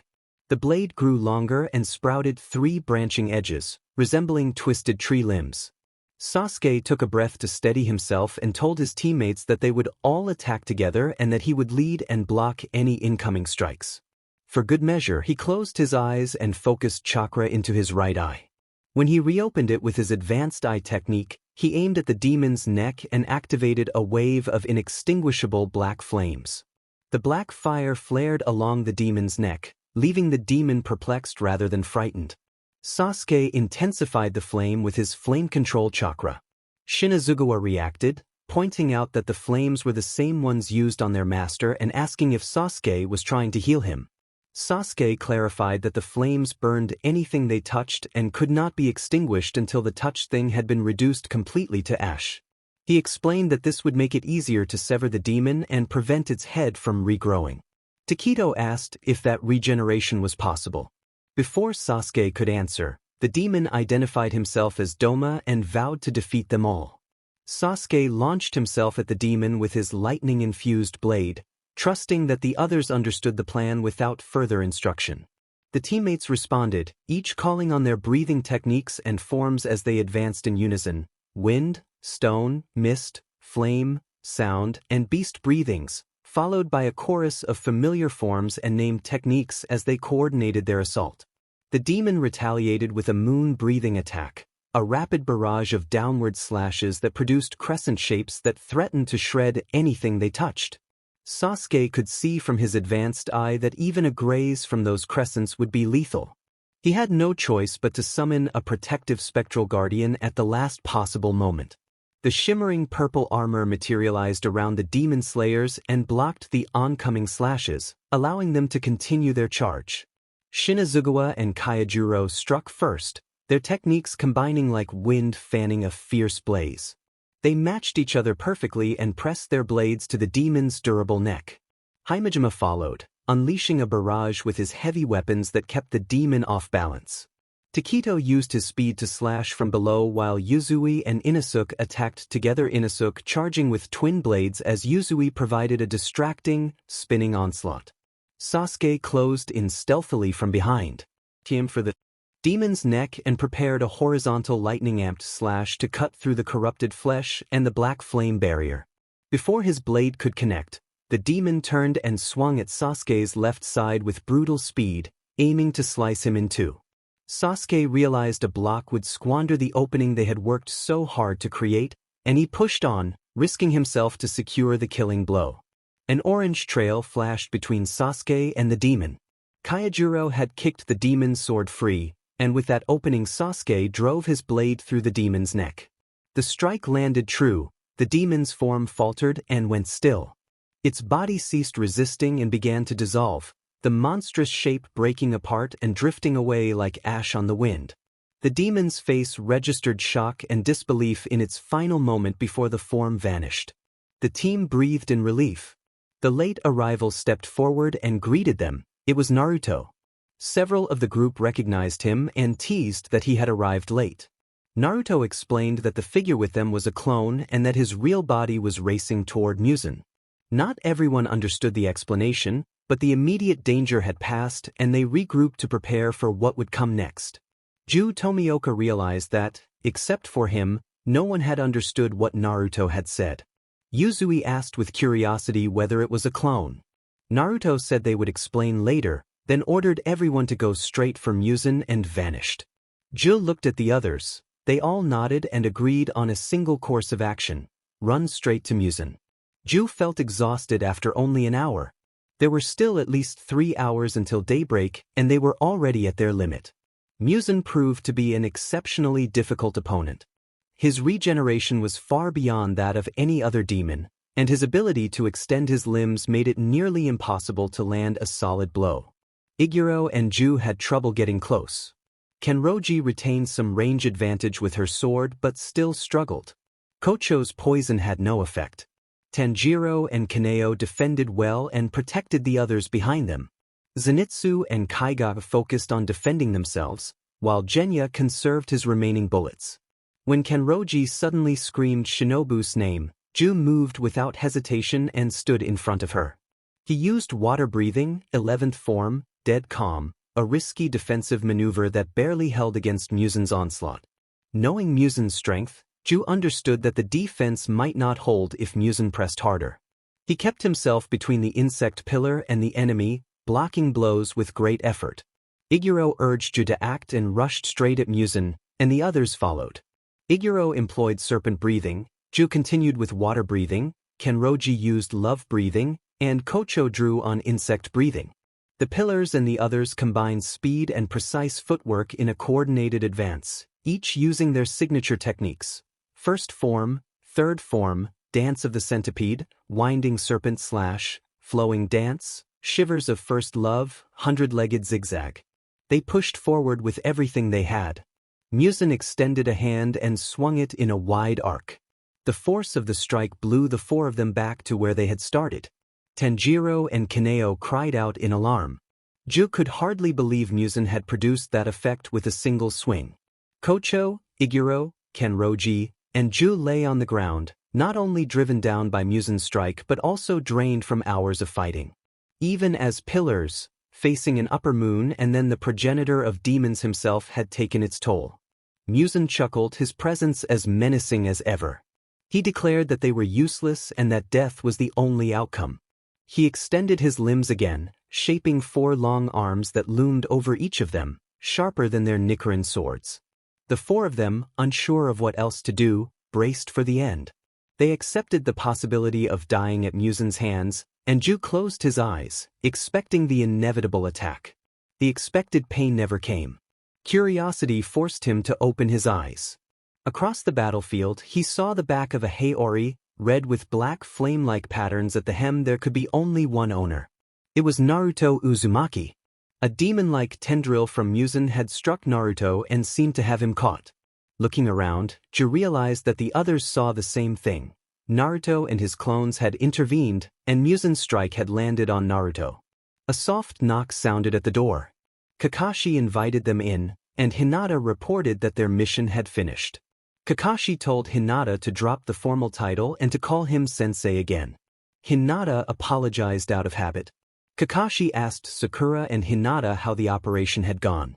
Sakura answered that everything had gone as planned and they had captured the criminals, who should be in prison by now. Kakashi dismissed them and told them to rest. He promised to call if anything else was needed. Before leaving, Sakura and Hinata asked Kakashi if he had received any message from those two. Kakashi said he had not and suggested they would probably have to wait. Sakura and Hinata thanked him and left. Nearly 6 months passed. Ju Tomioka quietly hoped both Naruto and Sasuke were doing well. On the battlefield, Muzan Kibutsuji struck Naruto Uzumaki with a sudden, lethal attack. Observers reacted in alarm as Naruto staggered. Someone called out Naruto's name, and a burst of urgency moved the nearby allies forward. One of the allies, remembering Rengoku's warning about clones, asked whether Naruto was a clone. 4 images of Uzumaki had appeared, one before each pillar, and then 3 of them vanished into white smoke. The Uzumaki standing closest to the pillar guarding the narrator did not vanish. He was clearly the real one.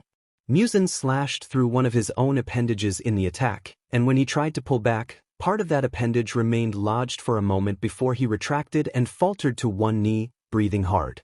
Those nearby hurried forward in concern. Naruto refused immediate medical aid, though he showed signs of having been hurt. Tanjiro ran toward Naruto and the others, but he halted when Muzan's chilling laughter rang out. Muzan taunted the group, crowing about his supposed perfection and the power he claimed to wield over humans. The pillars and demon slayers exchanged looks of fear and disgust, but Naruto's expression remained calm and unreadable. After a tense silence, Naruto rose. Despite the injury he had sustained, he walked steadily toward Muzan as if the wound had affected him little. He wiped at his mouth without showing pain. Tanjiro and Ju considered intervening, but Naruto made a hand sign to show he understood the risk and would act on his own. The onlookers could hardly believe what they were seeing. Anyone struck so grievously would normally collapse, yet Naruto advanced. Muzan sneered at Naruto's composure and boasted again of his strength. Naruto met Muzan's eyes with quiet confidence and dismissed the demon's claims of godlike power, saying that Muzan was not perfect and would never be. The statement stunned everyone present. Muzan reacted with fury, insisting that Naruto's wound would kill him and that he had no right to speak of defeating Muzan. Naruto moved calmly to remove the appendage that had been lodged in him.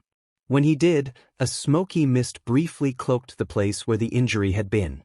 When the mist cleared, Naruto's body was whole once more. His clothing remained torn where the attack had struck, but the wound itself had vanished. Muzan was shaken by the unexpected regeneration. Naruto clarified that he was not a demon despite his remarkable healing. He was still human, though not one Muzan had encountered before. Muzan, regaining his composure, challenged Naruto's confidence and dared him to try to kill him. Naruto, however, made it clear he did not intend to kill Muzan himself. At that moment Naruto's appearance changed. His form brightened with a golden aura traced in black, and his eyes glowed with a fierce orange light and distinctive pupils. The energy around him felt like living flame. The appendage that had been thrown aside seemed to vanish, and in its place a man of similar height stepped into view. He had dark, semi-long hair and wore a black cloak that billowed with the wind. Naruto and the newcomer moved in unison and announced that they would be the ones to end Muzan. Naruto drew his sword and rested the blunt edge on his right shoulder. The other man held his sword in a reverse grip, prepared for battle. Moments earlier, Sasuke Uchiha had been moving quickly across the rooftops, racing toward the battlefield. He had left the 6 others who had been with him and tracked Muzan's presence as it grew stronger. His senses had led him to the same area where the demon slayers had gathered. On the furthest end of the vicinity, Sasuke could see a figure with white hair and a body studded with multiple mouths in random places. Without a second glance, he knew that figure was Muzan. In front of Muzan, the back of another person stood unmistakable: spiky blonde hair, a headband, and a red short-sleeved Haori Naruto.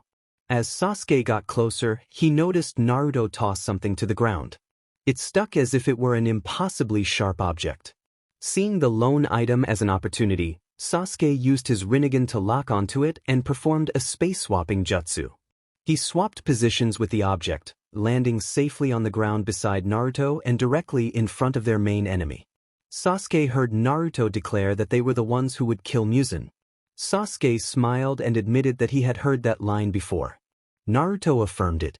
Muzan then blurted out Sasuke's name at the Uchiha's arrival. A tense silence stretched between the two humans and the progenitor of demons until Sasuke gasped. Sasuke asked Naruto if he could see the hidden organs. Naruto tried to look but realized the vision was likely only possible for Sasuke with the Sharingan, so he relied on his sensing abilities instead.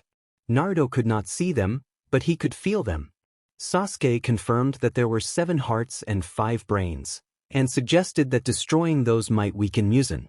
Without hesitation, Muzan extended his arms and attacked.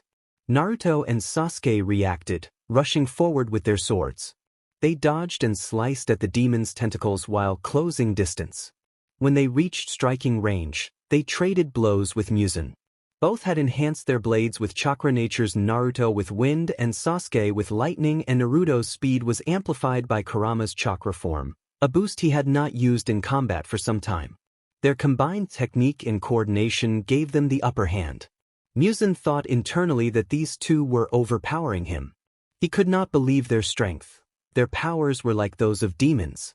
To the 3 fighters in the middle it felt like any other furious exchange, but the spectators could only follow blurs of orange and blue sweeping toward and away from the demon, a dazzling light show.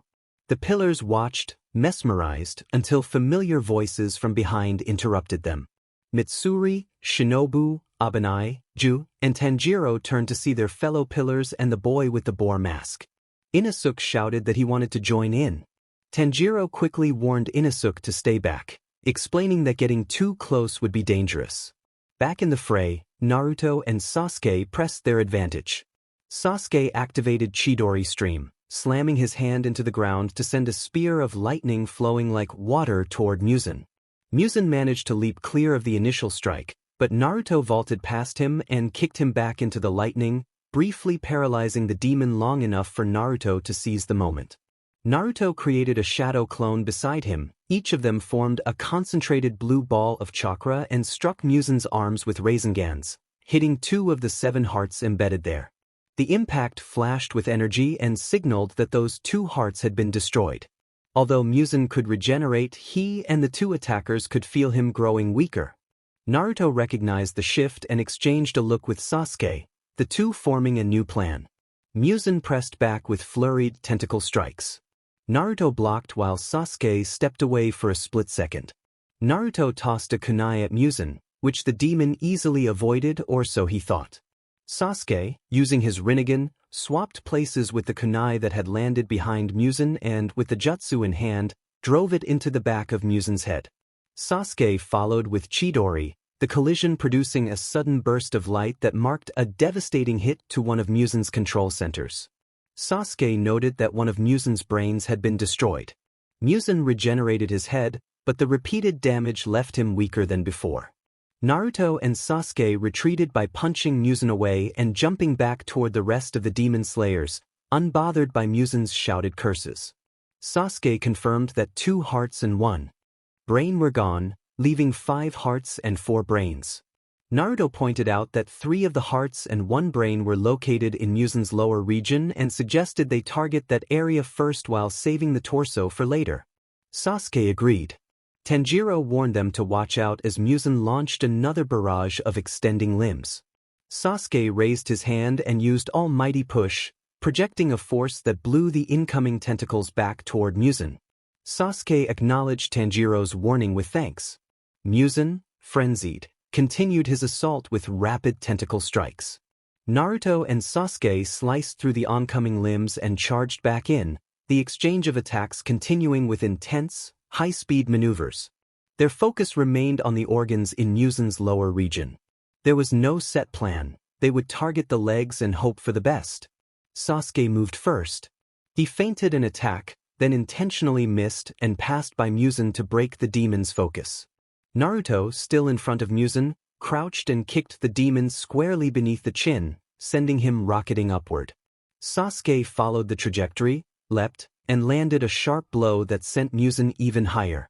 Naruto sent 3 clones into the air with him while 1 clone stayed on the ground, and all struck simultaneously, launching Musen higher still. The remaining Naruto on the ground then sprang up with a blade in hand, reaching the ascending demon and delivering a clean slice to the left thigh area. Sasuke used his space-swapping ability to take the place of that Naruto and, drawing chakra into his own blade, struck the right thigh with a lightning-quick slash. More of Musen's internal structure was neutralized. Weakened by the barrage, Musen fell back to the ground on his back, exhausted. He lay there, breathing heavily, far more impaired than before. The others showed no sign of slowing. A man in a red haori leaped into view above Musen. Naruto had sheathed his sword and formed 2 spinning spheres of chakra, 1 in each palm. He targeted the upper thigh area with both Razengans and detonated them, dealing another crippling blow to the demon's internal systems. Naruto then signaled that the torso should be the focus. Sasuke kicked to send Musen skyward once more, and Naruto immediately formed a larger, wind-imbued shuriken of chakra and hurled it into the demon's midsection. The shuriken carried Musen upward until it detonated, producing a tremendous blast of wind high above the town that did not harm the surrounding buildings. At the same time, Sasuke performed his lightning technique. He called down a streak of thunder that took the shape of a dragon and descended to strike Musen, the electricity lashing across the demon and further destabilizing him. Musen's form convulsed as the lightning struck, visibly weakening him. When the 2 techniques subsided, Musen's body collapsed back to the ground. Damage from the attacks and the intense combat marked his form, and the remaining major internal systems that had been sustaining his strength were destroyed. The demon slayers who watched stood stunned, their faces filled with astonishment. Naruto and Sasuke remained wary, sensing that despite everything, the demon had not yet fully ceased. Naruto then spoke, remarking with a mix of disbelief and dark humor that the demon had possessed vital organs in unusual places. Sasuke responded with a rueful instruction not to phrase it that way. The demon slayers around them shouted questions about whether Musen was dead. Naruto replied that they were not done yet and that their only option was to wait for sunrise. A familiar, gentle voice announced that there was only about 7 minutes left before sunrise. All the pillars and demon slayers, including Naruto and Sasuke, looked toward the source of the voice. Kagaya had finally arrived. Naruto greeted him joyfully. The pillars and several swordsmen moved to greet their master, exchanging words of relief and gratitude. One of the pillars said he was relieved the master was safe and intoned that he took refuge in Amida Buddha. Their relief was cut short by a sudden popping sound from the direction of Musen. The demon's form began to distort and bubble as if undergoing a violent transformation. Naruto immediately recognized the change and ordered everyone to retreat to safety before the transformation completed. The pillars, who had been ready to rejoin the fight, fell back with the others, and Kagaya prepared to withdraw with them. He told Naruto and Sasuke to stay safe. Sasuke offered a small smile and told the master not to worry. To Naruto and Sasuke's surprise, Musen's new form resembled a gigantic infant. What had looked as if it might be only slightly larger than a normal child became a towering shape, swelling to a height comparable to a 20-story building. The massive form crushed the ground and smashed buildings around it as it moved. Fortunately, the townspeople had already been evacuated by the Kakushis when the battle began. Sasuke asked Naruto if they should use their powerful technique against this new form. Naruto agreed but clarified that they should not strike it from the ground to avoid destroying more of the town. The plan was to leap over the giant figure and release the jutsu while airborne. Before they could act, a gigantic hand descended toward them in a sweeping slap. The two dodged by jumping backward, but Musen reached for them again with his other massive hand. Both narrowly avoided the blow. Sasuke noted mentally that despite the bizarre form, the demon remained surprisingly fast. Naruto noted that they were getting too close to the others. He checked with Kurama inside him, and Kurama answered that he was ready. Naruto signaled Sasuke, and the two moved. Instead of retreating toward the demon slayers, Naruto and Sasuke leapt forward to dodge and ran along Musen's arms. The infant demon tried to swat them away, but they kept climbing toward his shoulders, reached his head, and launched themselves over him. They met in midair above Musen's crown. Naruto glowed with a yellow aura while Sasuke radiated purple. The auras swelled and merged. A colossal nine-tailed fox clad in a purple armor like Susanoo appeared, the combined forms of Kurama and Susanoo. The pillars and Kagaya Ubuyashiki immediately recognized the fox from an earlier meeting, and everyone else watched in stunned amazement. Kurama's right paw summoned a long stream of purple chakra that solidified into a blade. The fox gripped the sword with its forelimbs and brought it down in a decisive strike. The blow cleaved through the demon's form, causing Musen's transformation to collapse and his baby form to burst apart into shadowy fragments. The impact sent Musen's body flying into the air before it fell back to the ground. Naruto and Sasuke withdrew their Kurama and Susanoo forms to prevent further collateral damage. Naruto's yellow chakra faded, leaving him in his tattered Demon Slayer uniform and red Haori. They landed just in front of the Demon Slayers, who were crouched with their backs turned. Everyone looked down at the fallen form. Naruto turned to the gathered Demon Slayers and told them that Musen was not yet dead and that each of them should at least get one strike before the sun fully rose. Realization spread through the ranks, and without hesitation the swords were drawn. The pillars led the charge, and the others rushed forward, some shouting, some hurling insults, and others silent and focused on landing their blows on Musen. Tanjiro Kamado, the crimson-haired boy in the green and black checkered Haori, surged forward until Naruto suddenly grasped his forearm and held him back. Naruto asked Tanjiro to deliver the final blow on behalf of everyone. Tanjiro smiled and agreed. While the others rushed ahead in a desperate flurry, Tanjiro walked slowly, conserving the moment he had been entrusted with. When he reached Musen's fallen body, he stood alone, the last to strike. From Musen's perspective, everything blurred. He could barely make out the crimson hair, the scar on the left forehead, and the distinctive earrings. Above his face he saw the tip of a blade.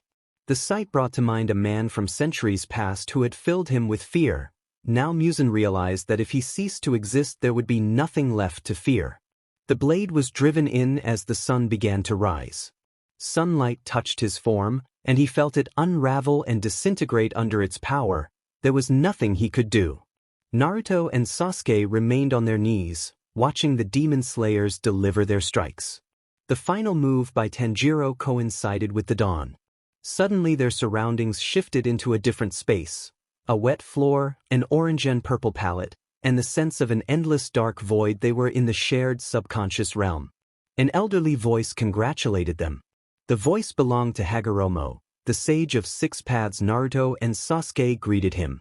Hagoromo praised them and joked that the person he intended to deliver the finishing blow had indeed done so. Naruto laughed and gave a thumbs up in reply. Hagoromo told them their mission in that world was complete and pointed out that the symbols on their hands had vanished. Sasuke checked his right hand and Naruto checked his left, and both found the sun and moon seals were gone. Sasuke asked if they would be sent back to the shinobi world immediately, and Hagoromo explained that Sasuke could return at will using his Rinnegan and transportation ninjutsu without further assistance. Hagoromo congratulated them once more and then their vision returned to the real world.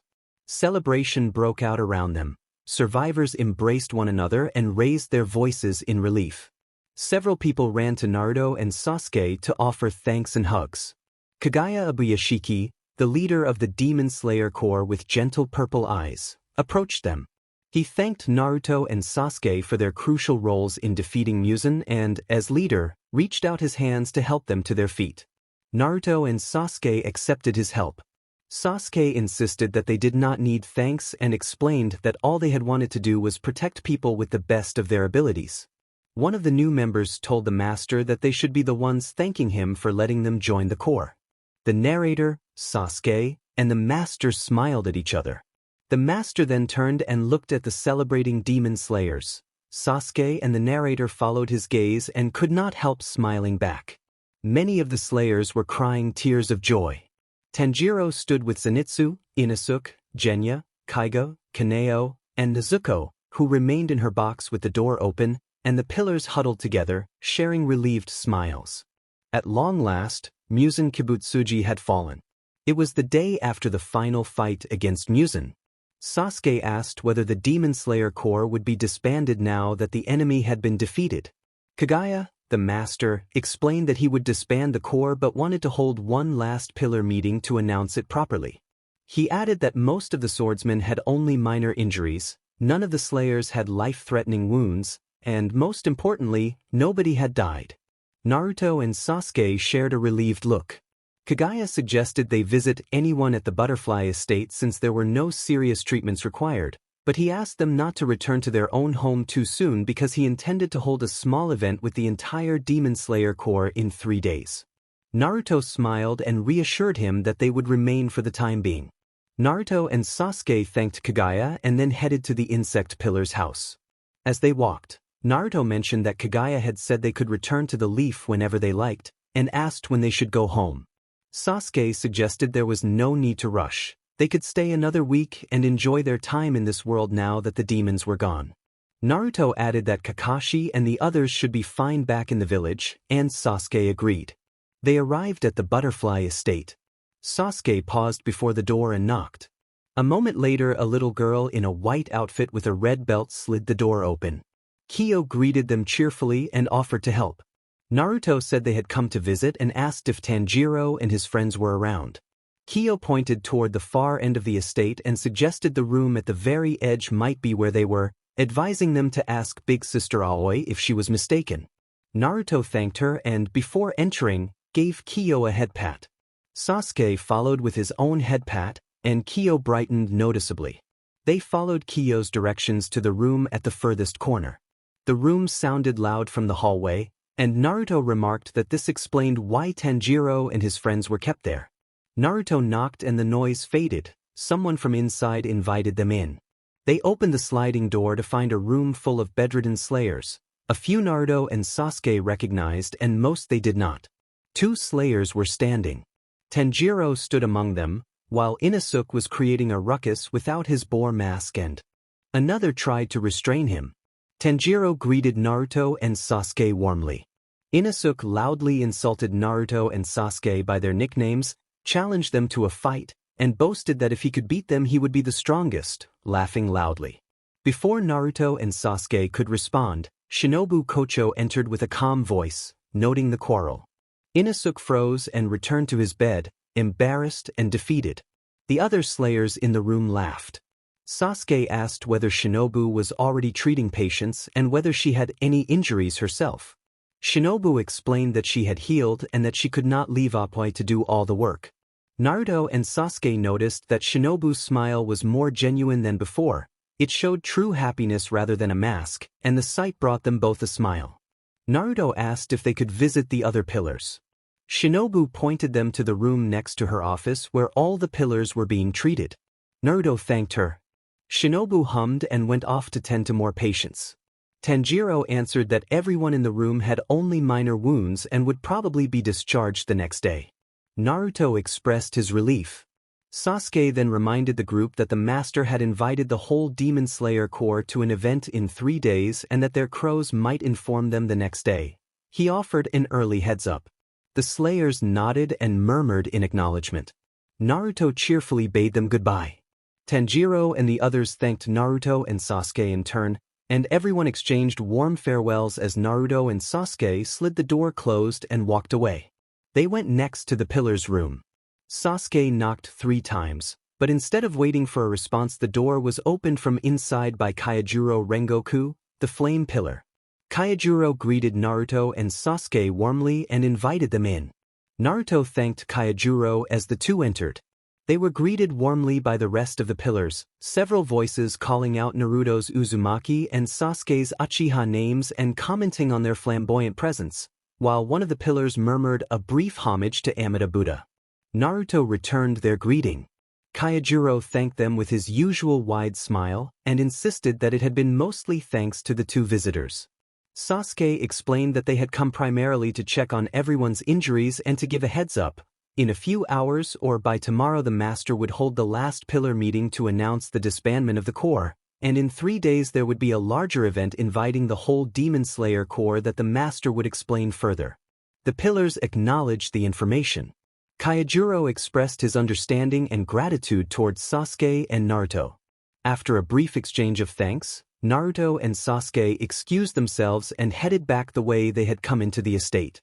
They stopped at the door of the small room they had been using and found it empty. Someone at the Butterfly Estate had thoughtfully left it free, knowing how often they stayed there.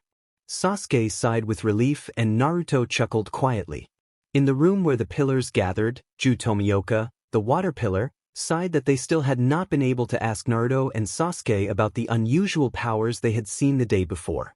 Sanemi Shinazugawa, the wind pillar, suggested they could ask during the master's event. Ju tried to be more open and, to everyone's surprise, the smallest upturn of his mouth became noticeable. Tenjin Uzui nearly declared it a miracle when Ju even let out a light, self-conscious laugh while rubbing the back of his head. The sudden warmth and laughter among the pillars felt like a return to happier days after the long struggle that had ended with Musen's defeat.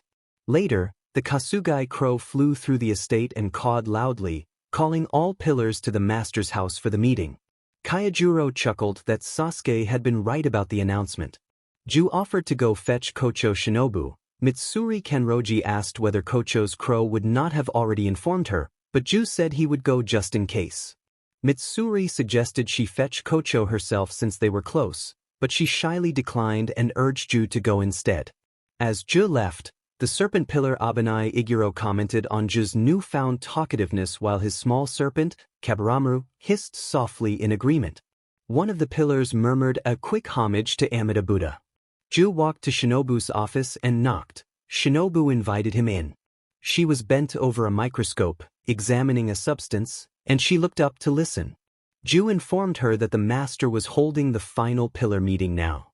She smiled and said she would be there at once. When Ju asked whether she was still working on poisons after Musen's death, Shinobu laughed and explained that they were not poisons but human medicine's accidents could still happen even without demons. With that, Ju left, and Shinobu refocused on her work, thinking that Tomioka truly was becoming more social. Kagaya Ubuyashiki opened the meeting at his house by welcoming them and noting that it was their last occasion of this kind. The pillars sat together while Kagaya's wife and 5 children watched from either side. Mitsuri spoke first, offering good wishes and prayers for the master's health. The other pillars watched with mild envy at her forwardness, all except Abanai, who remained quietly devoted to Mitsuri in his own reserved way. Kagaya humbly expressed the Ubuyashiki family's deepest gratitude to the 9 swordsmen for their service. The family bowed, but the pillars protested that they did not need to be thanked so profusely and insisted that they should be the ones expressing gratitude. Kagaya gently insisted that he and his family owed everything to the pillars' efforts. Michiro Takito, the mist pillar, spoke in his young, monotone voice and suggested that perhaps they should simply thank one another. Michiro suggested that it would make them even, his face blank.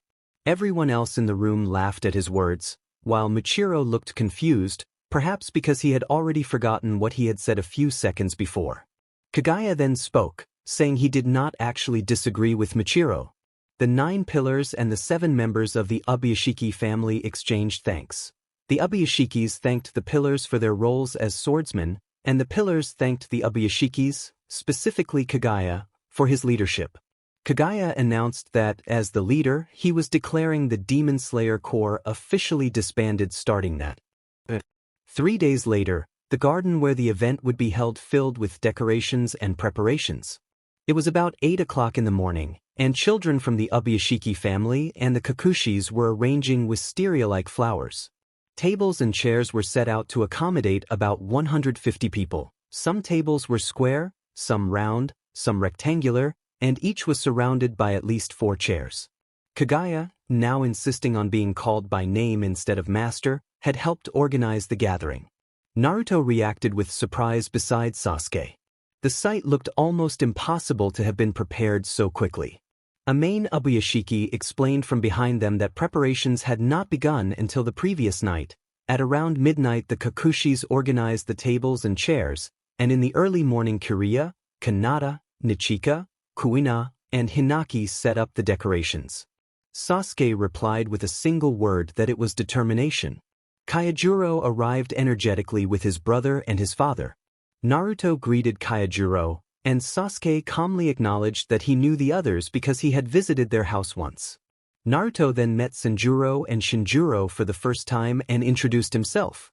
Sanjuro wore a white robe under a black jacket with wide trousers, while Shinjuro wore a traditional gray-blue robe over a white underrobe. Kyojuro wore a yellow robe fading into red at the waist with a white underrobe and similar wide trousers. Naruto and Sasuke stood out in their usual clothes, Naruto in his black jacket and orange pants, Sasuke in plain black long sleeves under his cloak. More members of the now disbanded Demon Slayer Corps arrived. All the pillars and familiar faces such as Tanjiro, Zenitsu, and Inosuke. Food had been arranged along the edges of the garden in metal containers, set up buffet style so people could take what they wanted. Most attendees sat at the prepared tables. Kagaya stepped out of his house and signaled that he was about to speak. Kagaya welcomed everyone to the event and explained that it was mainly meant to reconnect the members of the Demon Slayer Corps. With Muzan Kibutsuji defeated and the Corps disbanded, he urged everyone to use the chance to spend time together because this might be the last time some of them saw each other. Afterward, Kagaya excused himself and walked into the garden. Conversations resumed. Some people went for food, others took their time. Sasuke and Naruto were sitting with Tomioka and Himejima when Ju asked a question about the fight against Muzan and the powers they had witnessed. The 4 exchanged looks and understood where the conversation was heading. Kagaya reminded them that Naruto and Sasuke had promised to reveal their true stories after Muzan was defeated, and he asked them to do so now. Kagaya then clapped to regain everyone's attention and announced that there was another reason for the gathering. It was his birthday. He explained that one of his main wishes as head of the household had been to connect with all the children of the Corps, and he was glad to fulfill that wish today. Sasuke wondered internally if there were multiple reasons. Kagaya indicated that there was more and signaled for Naruto and Sasuke to stand. Kagaya introduced Naruto Uzumaki and Sasuke Uchiha as 2 of the most influential figures in the battle against Muzan and told the assembly that they would share something about themselves. The announcement drew surprised reactions from the crowd. Kagaya noted that some might have noticed inhuman powers displayed by the 2 during the fight, and he said they were there to explain those powers and tell their stories. Kagaya nodded toward them, asking them to begin. Sasuke looked at Naruto, and Naruto indicated that he would do most of the talking. Naruto explained that, in short, they were not from the same place as the others. The listeners reacted with looks that suggested they found that unsurprising, though they did not fully understand what he meant. A brief pause followed as Naruto prepared to continue. They explained that they came from a different world, a different dimension, and the crowd's faces shifted between confusion and fascination. Tanjiro admitted that he did not really understand. He asked whether they were saying they had come from a different planet. Naruto clarified that they were technically from an alternate universe, one where humans had a different anatomy and where the world faced problems that were different, and sometimes worse, than demons. Naruto and his companion went on to explain the 5 great nations, the shinobi, the conflicts in their world, and most importantly chakra, which Naruto had meant by different anatomy. Naruto described chakra as the source that allowed people to perform powers that might seem impossible or reminiscent of blood demon art. To demonstrate, Naruto casually formed a Rasengan at stomach height, and the crowd reacted with astonished murmurs. Tengen Yuzui asked whether the flashy yellow fox with purple armor from the day before could be recreated. Iguro interrupted with a warning that if they demonstrated it, the fox might take a single step and kill them all. Naruto laughed and explained that the fox-like power was a mix of his and Sasuke's. The fox aspect came from Naruto and the purple armor from Sasuke. Naruto signaled Sasuke for an example. Sasuke focused his chakra and a purple aura began to shimmer around him. He did not fully manifest the Susanoo, preferring to avoid unnecessary destruction, but the brief display of power was clear. Naruto then addressed his tailed beast by name and asked Kurama to show itself for a moment. Kurama sighed in annoyance and a golden chakra in the shape of a fox's head emerged from Naruto's back, causing several attendants to react in fear. Naruto reassured them with a closed-eye grin that Kurama was not evil. Kurama said it was enough and returned to Naruto's body. Naruto told the group that Kurama was like that. Tanjiro asked whether the 2 visitors would be returning to their world soon. Naruto confirmed that they would, and Sasuke agreed. When Tanjiro asked how they would return, Naruto looked to Sasuke, who explained that a type of ninjutsu called transportation ninjutsu could send people to distant places and even different dimensions, though only certain individuals had that ability. Sasuke stated that he was one of those people. Tanjiro asked whether that meant others would not be able to visit, and Sasuke regrettably confirmed that they would not. The brief sadness in Tanjiro's voice passed as smiles returned around them. Afterward, many people approached Naruto and Sasuke to ask questions or speak with them. All of the attendees, including the 2 visitors, felt compelled to congratulate Kagaya on his birthday, and Kagaya responded with soft thanks. The event continued through the afternoon with breakfast and lunch served in the garden. As evening came, people either returned home or prepared to stay at the Demon Slayer headquarters for the night. The day had been full of smiles, laughter, and warmth. 4 days later, their final day in the dimension arrived. Naruto and Sasuke packed their things in the room at the butterfly estate where they had been staying, deciding what to bring and what to leave behind. Sasuke asked whether Naruto intended to take the red Haori with him. Naruto said he was, noting that despite a large hole it had sentimental value and the 3 girls would not be happy if he left it. Sasuke inquired about Naruto's sword. Naruto affirmed that he would bring the custom-designed blade. Once they finished packing, they left the estate and visited Kagaya at his house. Amaine answered the door and said she would fetch Kagaya. When Kagaya emerged, he asked whether it was true that they would be returning home today. Naruto and Sasuke confirmed that it was, and Kagaya said he would see them off. They walked through the gate and were surprised to find almost everyone they knew gathered to bid them farewell. The pillars, Tanjiro, Nezuko in her box, Zenitsu, Inosuke, Kaigo, Kaneo, Aoi, the butterfly nurses, and many others. Naruto greeted them with enthusiasm, and Sasuke smiled and said that this was where they parted ways for now. Tanjiro asked how they would cure Nezuko now that Muzan was dead. Tanjiro explained that Miss Tamayo was still working on a cure and that it should be ready in a few months. When they asked how Nezuko and Tamayo had survived Muzan's death, Tanjiro recalled that Tamayo had been able to remove Muzan's curse from Nezuko. Several nearby children suddenly burst into high-pitched cries, and the gathered group reacted to the commotion. A short moment later, the farewell settled back into smiles and small talk as everyone prepared to part. Naho, Kyo, and Sumi pleaded for them not to leave, asking if they really had to go. Sasuke answered that, unfortunately, they did. They had friends in their own world as well. The trio begged to go with them, and Kocho and her sisters laughed at the youngest sibling's antics. Seeing them so upset, Sasuke knelt to their level, gently poked Naho's forehead with his index and middle fingers, and gave her the softest smile he could manage. He told her maybe next time. The 3 fell silent. Naho blushed deeply, and Sumi and Kiyo, excited by what Sasuke had done for Naho, demanded the same. Sasuke smiled at their excitement and repeated the classic Uchiha forehead poke for each of them. Afterwards, he stood, and the group exchanged farewells, thanks, and good wishes. Kagaya spoke in a gentle voice, and Naruto and Sasuke thanked him for everything. Naruto offered a handshake and then swapped places so Sasuke could also shake Kagaya's hand. Finally, Sasuke revealed his Rinnegan and performed a space-time ninjutsu, opening a circular black portal rimmed with blue, purple, and red. Their friends watched with astonishment as the portal took form.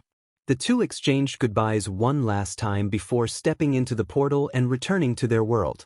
At the Yamanaka flower shop, Ino greeted Sakura and teased her about buying decorations. Ino observed that Sakura did not come often and suggested the flowers were for Sasuke. Sakura admitted she was buying them for him and selected blue violets.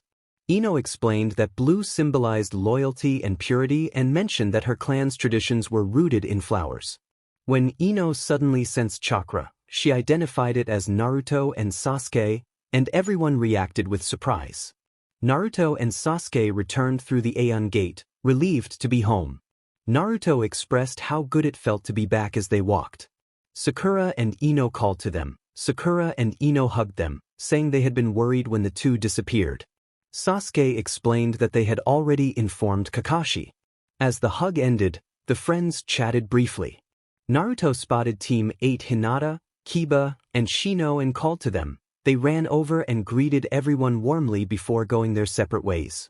At the Hokage's estate, Naruto and Sasuke reported to Kakashi that they had completed the mission given by the Sage of Six Paths. Kakashi expressed relief that they were safe and well.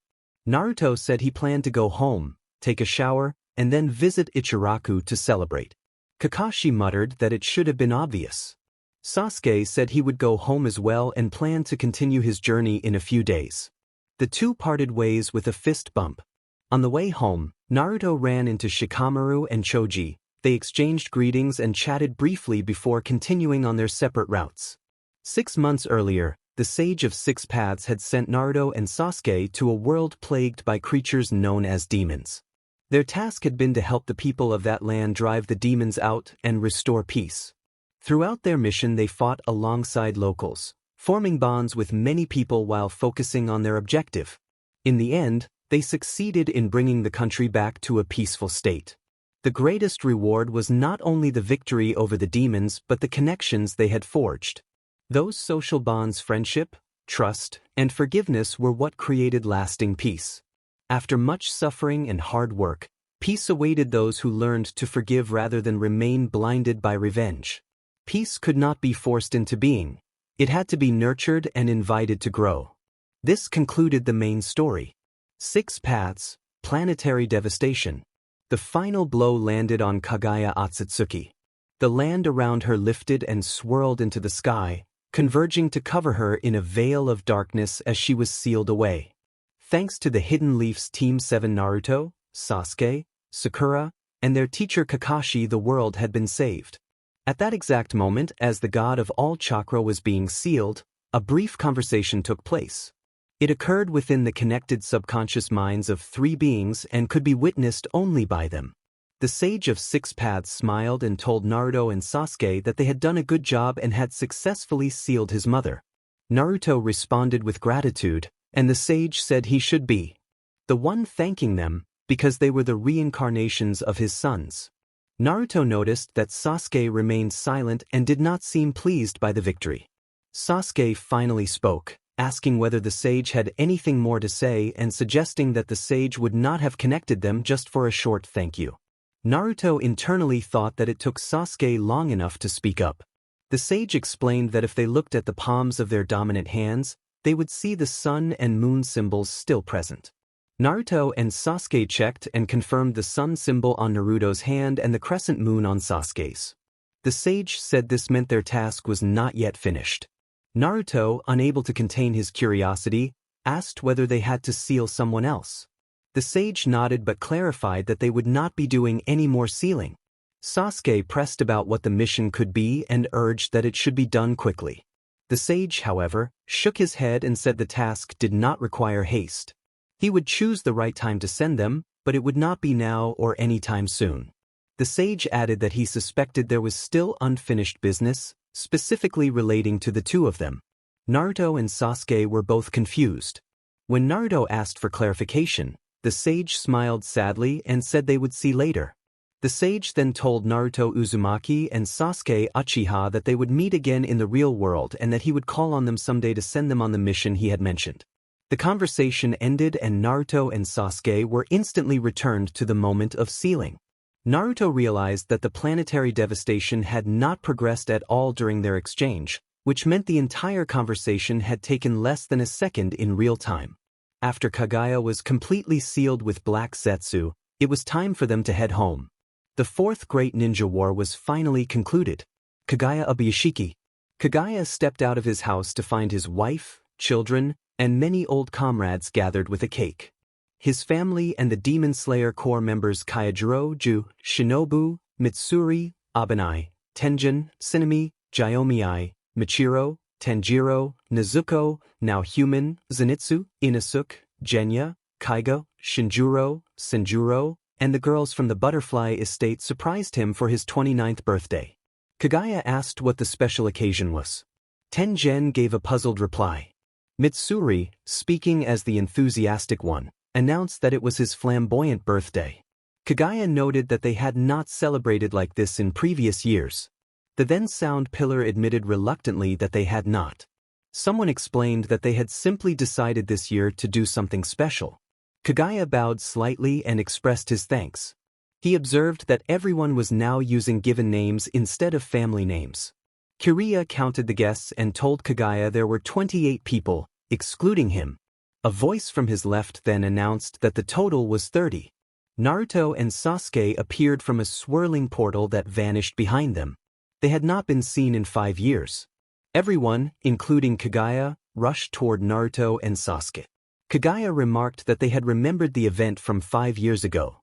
Sasuke explained that they had always remembered but had not had time to visit. Naruto added that Sasuke traveled far and that he himself was now the leader of his village. The group reacted with amazement at that news. Naruto commented that it was good to see that many of them had not changed, and he expressed relief that Nezuko was human again. Nezuko, who had not recognized the two from her time as a demon, asked Tanjiro who they were. Tanjiro pointed out Naruto, the blonde, and Sasuke, the black-haired man. Nezuko greeted them politely and apologized for not remembering them. Naruto told her it was fine and asked them to use his and Sasuke's given names. Nezuko complied.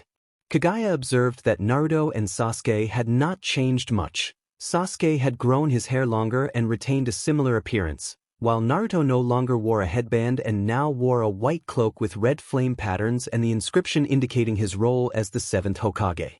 Sasuke joked that they did not look older, and everyone laughed. Naruto apologized if their arrival had interrupted the birthday plans. Amain assured him that it had not and added that their surprise had made the celebration even better. The gathering continued with cheers and laughter among the people Kagaya loved. He reflected that as a child he had not been able to celebrate birthdays in this way because his family's duty had been to defeat demons. Now that the demons were gone, he could spend the day with friends and family. The unexpected reunion in the middle of the party lifted everyone's spirits.